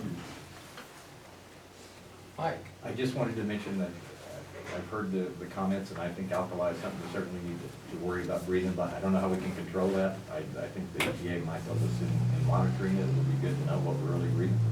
But at the same time, the days that we do have the inversions that we all speak of, and we know that that's what Mother Nature deals us as community residents and residents of this particular area that we reside in, we do have the opportunity to curb that. Those inversions take place, and upon public awareness that that's a day that they can't burn, that's what's going to create it for us. And so, that awareness of the public is the most important thing. I know it's going to be hard for a lot of people to grasp. It's only been the town of Lakeview within the concentrated borders of Lakeview. It's going now to the urban growth area, and it's going to be hard for a lot of people to grasp. It's a process that will take place, and I'm sure we'll all hear gripes and concerns along the way, but at least we are working towards it, and I'm glad that the county and the town have worked together on this. All changes sometimes have pain, sometimes it has joy. But if we can get the natural gas in as alternative, we're not saying people don't have wood stove. Everybody loves wood stove. We just want to get to a point that when the inversions come, we have alternatives that meets everybody's needs. To echo that sentiment, it's one thing I wanted to, I'll reiterate, is we're not saying get rid of your wood stoves. We're saying on those days that are bad for air quality, don't burn them. When it's green or yellow, try and burn more efficiently, and that will go a long way for those wintertime issues. And our concern is health, and just to make sure that those sensitive communities, kids and grandparents, aren't having to go to the hospital, and you're not affecting your neighbors. And right now it's just a wintertime issue, so it's something that other areas have been able to address. It is difficult and does take some resources, but we have seen some success. And I believe you can be successful, that's why I'm down here. Well, Justin, just going back to what Mike said, and I think we all recognize, he hit the nail on the head again. Having you down here when we knew you were coming, we're focused. Larry and Kelly have heard a lot of the same discussion over the years that we're having today. We're focused on the attainment area, or the area that we need to make sure we remain in attainment and not go into non-attainment. But I also look at it as a good opportunity to have this discussion with you, today from EPA about these other things that sometimes we need to address as a society, because we're not being very wouldn't call it truthful, but I don't know what the word is I'm looking for. If we didn't recognize there's more to the quality of life than just the town of Lakeview and the urban growth boundary, clean air, even though that is our focus, that is what we're focused on. So it just, once again, restates it maybe in a different way. I'm gonna be facetious. I usually raise my hand when I'm telling a joke, because no one gets my joke. Maybe, and once again, Dave's here, maybe the Forest Service and the BLM should come under the umbrella of EPA. It would be more. Welcome, Dave. And I'm being facetious. I hope the agencies back in DC can start working a little closer together with Congress, because this issue is huge, and it's not going away anytime soon. It's very helpful to have reminders as well. Yeah. So, I think Ray had, Well, and I need to state, as I make my comments about the Forest Service and BLM, at no point do I want people to think that I'm not very supportive of the federal government, the Forest Service and BLM. Those jobs that are here in this county are huge, they're important. We're about 51% government jobs here. We would really like to get pushed, get some private sector jobs in here. That's one reason why we're so passionate about trying to stay in containment, trying to be there where we can entice and bring light industry, good industry here. But I definitely do want the record to show that I do support the Forest Service bill and the socioeconomics and everything that goes along with it. And that 51% of government is not all just Forest Service, it's other government, we're hospitals. We're government. well, I'm so glad that Commissioner Winters said that. I spent 32 years with the agency. People, and Dave, his first impression is going to be like, whoa, where's this guy coming from? It needs to be, and I really do appreciate you saying that. We support our agency employees. They want to do what's right at our local level. It isn't about that. It is kind of, and I apologize because a lot of my comments were sounding that way. This is at a much higher level, so these folks can actually do the work that they've been hired, trained, and educated to do, and really desire to do. It's not about the local workforces and agencies. It's at a much higher level, and that's where our frustration comes in. And I'm taking us down a whole nother path. It's not about that today, but I'm glad you said that, so Dave and I could get back to being friends before. It's hard, and I need to state for the record too, that my predecessors had obviously listened to everyone's concerns, because we have piles and piles of material out there that needs to be burned, and they haven't because of those red days and those areas, and we've not done the prescribed burns that we need to do, and we're about 2 years behind, and so we have to come up with a solution. And they're asking for a solution. I think it is a bigger problem. We have to incorporate the region and the Washington office and cross-coordinate the agencies, because we have to do something with the material. And I think one of the things that Ray's alluding to, we don't want to have another Berry Point fire, and we don't want to have a fire that stretches over 100,000 acres. And unless we do something as a cooperative across the whole, we're going to have that problem again. And just know from my point, I'm dedicated to not having those fires at all, and doing all the type of thinning and prescriptive procedures we can do across the forest in this area, in my zone, to make sure that we don't have that possibility, and that we do get on top of it and we're proactive. So I think we're all on the same page, and I have 3 kids, and they're going to school at Arthur Hayes in Fremont, and so that inversion that I drive them into every day, I'm concerned as well, just like everybody else. So I'm going to do everything I can to make sure that we have a good environment to live in. But I know EPA has money, so don't try to hide it.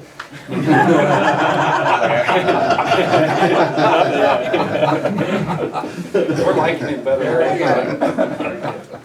Chris. Okay, Chris. I know I'm in a hostile crowd here, and that's okay. Give me credit for being here in front of a hostile crowd. I would say it's not a hostile crowd. I'm always glad to hear. We'll see after the meeting. We'll see what editorials have to say next week too. I have never believed in the PM Advanced program. I believe Lakeview meets non-attainment criteria and should be designated as such. I believe that the PM Advanced program is questionable legality and deserves rulemaking. I believe that the PM Advanced plan neglects industry, both current and future. And I think that when Brad says to bring light industry, Iberdrola and Red Rock biofuels are not light industry. My concerns all along have been how future industrial point source polluters will be controlled. And there is nothing in the PM Advanced Plan that dictates how future industrial point source polluters will be controlled. Through a non-attainment designation, they will be controlled. And they will be controlled in a socially responsible way, meaning I keep hearing all of you talk about citizens having to curtail their wood stoves. I do not hear you say that industry needs to do their fair share to help offset that cost. One of the big things we push for natural gas is 300,000 gallons of waste oil that's being burned at one of the industries now. So yes, we're working with industries, and yes, we are looking at trying to make. Right, but they're not part of the PM Advanced Plan, nor But are they're they, nor part has of the any. community plan. Well, that's true, and I've suggested to all of you, you have gone above and beyond the call of duty by your ordinances, including the town, that were not included in the PM Advanced Plan. And so that also needs to be recognized by EPA. But I suggest EPA does not have the authority or the discretion that they must designate Lakeview as non-attainment, and that through that, industrial point source polluters will be controlled. Now, there are questions about, and my name's Chris Zinda, by the way, for those of you who don't know, but, you know, so as most of you are aware, this past Monday, as a result of my work in bringing all of these groups together, a petition was filed to the EPA to redesignate Lakeview as non-attainment, okay? And if you note at the number of people, number of organizations that have signed on there, half of them are forest organizations. They're either energy, biomass, biofuels type folks, or forest advocates who concern themselves with a different form of forest management than we've currently been undergoing. Essentially, the idea of fire being natural, it is unnatural what we do now concerning suppression. It is a question of whether prescriptive fire also includes letting fires burn. To me, it's a question of, I mean, putting it blankly, why should we have spent $20 million fighting a fire, a 100,000 acre fire out there that affected a half dozen or so ranchers? Why is it that we couldn't compensate those ranchers for their losses, let the fire burn, and spend the other $19 million doing fuels reductions around the urban wildland interface? I need to just. Sure. How come we don't hold the special interest groups that curtailed our practice of managing our forest accountable for the $22 million cost? I would submit that it's the Forest Service's. Plus the cost of the resource that is gone. I would submit it's the Forest Service's prescription since Smokey Bear to put everything out. And that after Yellowstone, we still have this idea of putting everything out. I would prescribe that the special interest groups shut down the way that we managed our forest and took us a Well, different let me turn this a different way as far as special interest groups. The state is currently going through rulemaking to designate Lakeview as attainment sustainment, of which then are proposing offsets to future industrial permits that are not what a non-attainment designation would give. It's my understanding industry is not for that designation. Okay? So even Iberdrola and Red Rock Biofuels and such are not for their offsets that the state is encouraging to help Lakeview. How are they helping you? And so, you know, so if you suggest that environmentalists have somehow stopped forest fire fighting where it should occur, I suggest you're wrong. Have environmentalists stopped forest thinning methods? Yes. Yes, there's no doubt about that. And so one of my complaints about biomass and biofuels here has been, there has been no supply assessment done. There's been no NEPA between the Forest Service and the BLM to determine where the supply is going to be for biomass and biofuels if and when they come. Well, that's an issue. That's an issue the Forest Service and the BLM will need to address once NEPA is applied to these private sector projects that are here. And that's where we start talking about more so these forest issues. But in general, I just want to say, okay, that you know, my contention all along has been the PM Advanced program is illegal. It needs rulemaking. You need to give us justification as to why you think that it's legal, and you have the authority to use that program to defer non-attainment status to a community like Lakeview. I've said this a number of times, and no, I just want to make it, I'll just say it very quickly. I know you're never going to believe this. You'll just keep saying that it's No, I want you to respond program. in writing as to what you think is the... May I, please. I PM thought I Advanced was program is testimony. a voluntary program. It's a voluntary program. It's completely independent of the regulatory process. Right, well, we don't have to you argue don't this wanna in front of believe it. every, no. No, we No, do. You no, keep on I saying don't that. wanna believe it, and that is why we, in part, we have the non-attainment petition out in front. Okay, But what I wanna do here is essentially say, industry's lacking in this. And I think that there's something to be said about controlling future industry to worsen our problem. And that's what I want included in this process. That's what the non-attainment designation is all about, at least in my eyes. How do you control future emissions in this community so that it's not all just on the citizens of this community? That's my core issue. And so if you have any questions, please. We didn't have, you know, we can get, I don't know, going a lot of different directions here. And this is gonna go against what I, as listening to this, thought we should be doing here. But I do think, Chris, we need to address or at least discuss, just really briefly, you know, I can't regurgitate exactly what you said about the wildfires and the management and Smokey the Bear and suppression.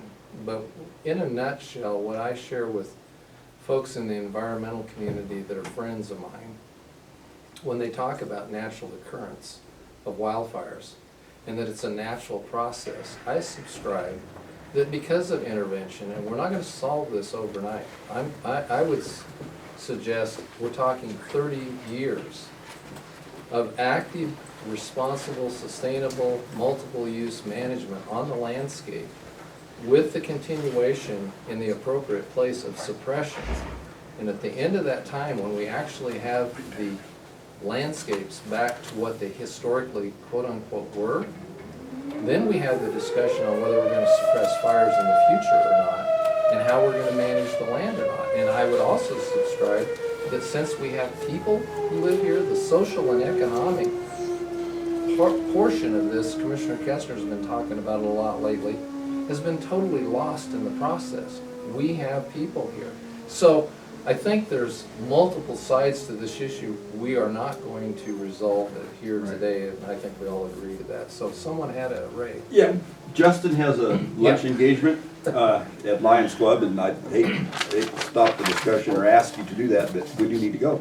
That's just perfectly fine. So We you're knew not he was on a asking, you're time. No, I enjoy the discussion. Justin, I think we're getting at the heart of a lot of Yeah. issues. Very Justin, besides leave that bag of money.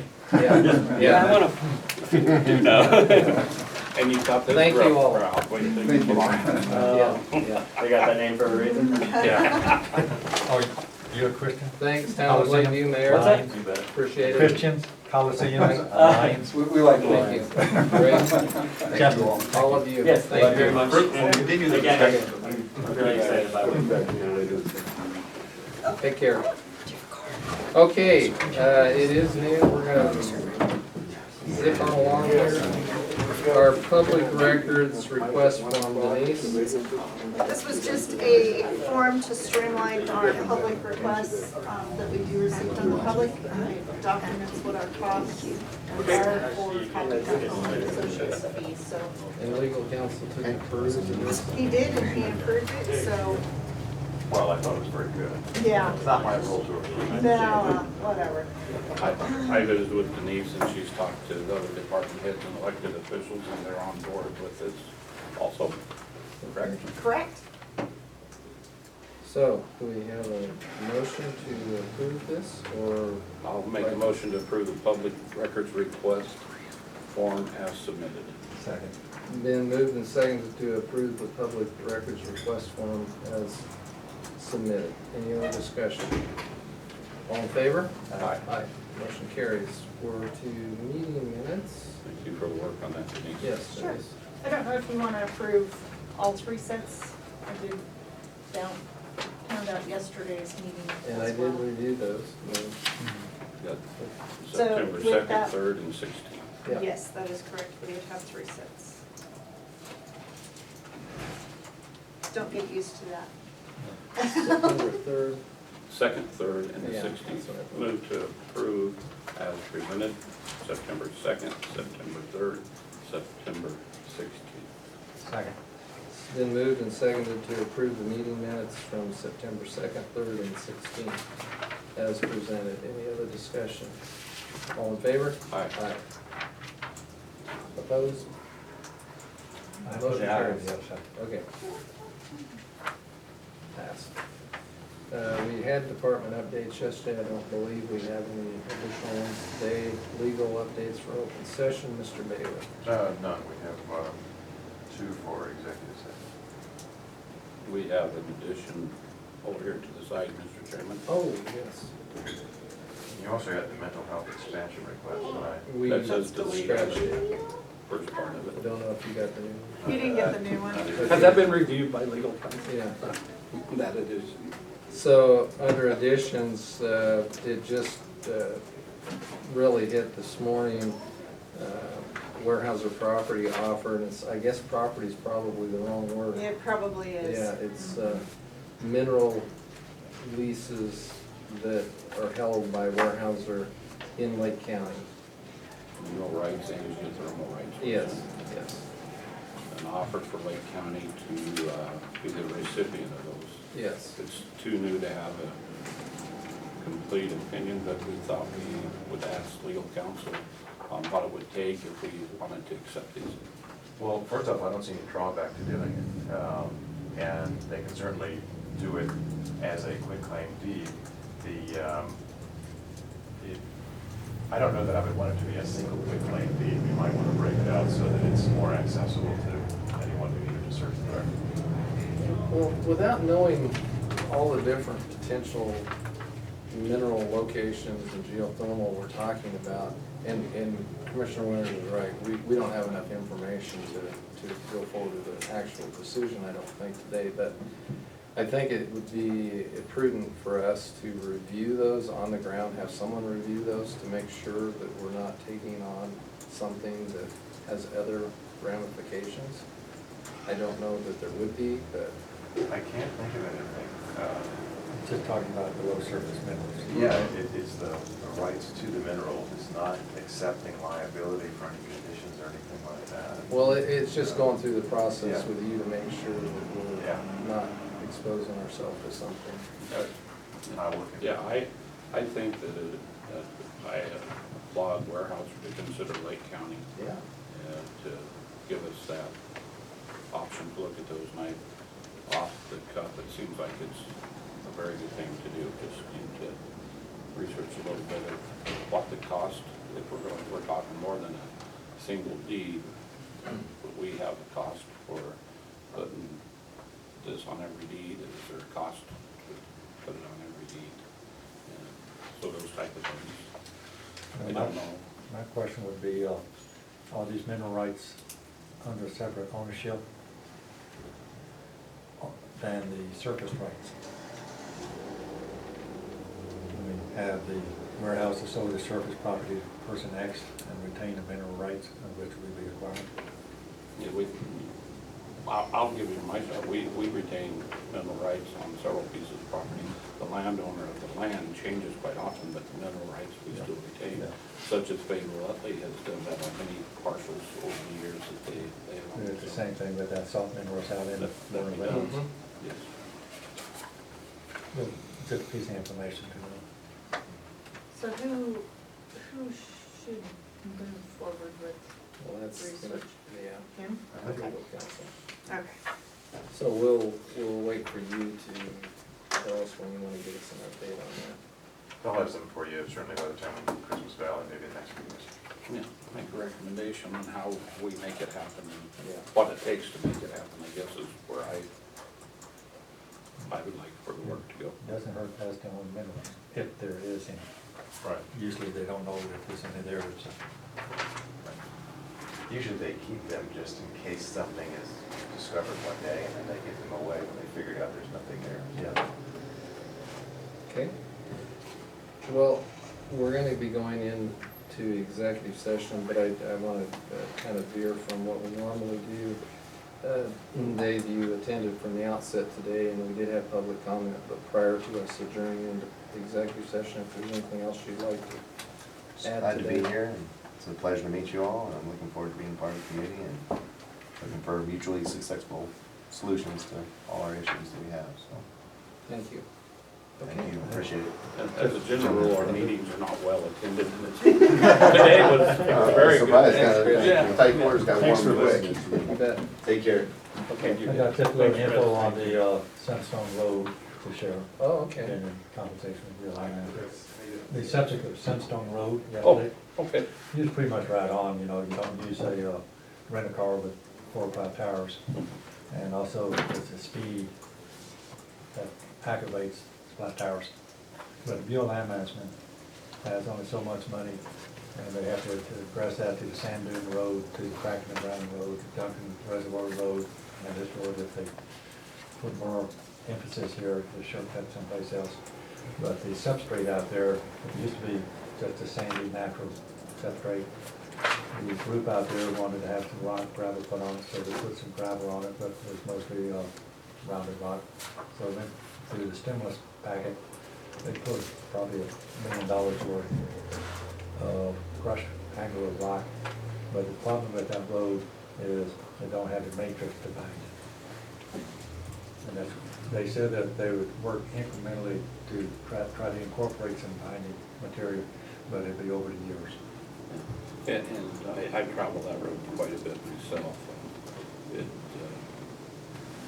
The other thing that's happening is there's a lot higher use out there. So it's going to wash wood sooner, it's going to, and the BLM doesn't have the equipment and the monies to keep all of them. That's one of many that they're, but I think if we keep with them, that should be on their high priority side, would be a good thing. Discussion this morning that they incrementally try to correct sections at a time. Well, we were hoping, Commissioner, I appreciate your follow-up, because we had that discussion with the director, the manager last week, and we were hoping that they were gonna be here yesterday, just to reiterate that, but your follow-up allows us to have that on the record. So we will go into executive session at this time at 12:10, under 192.6602H.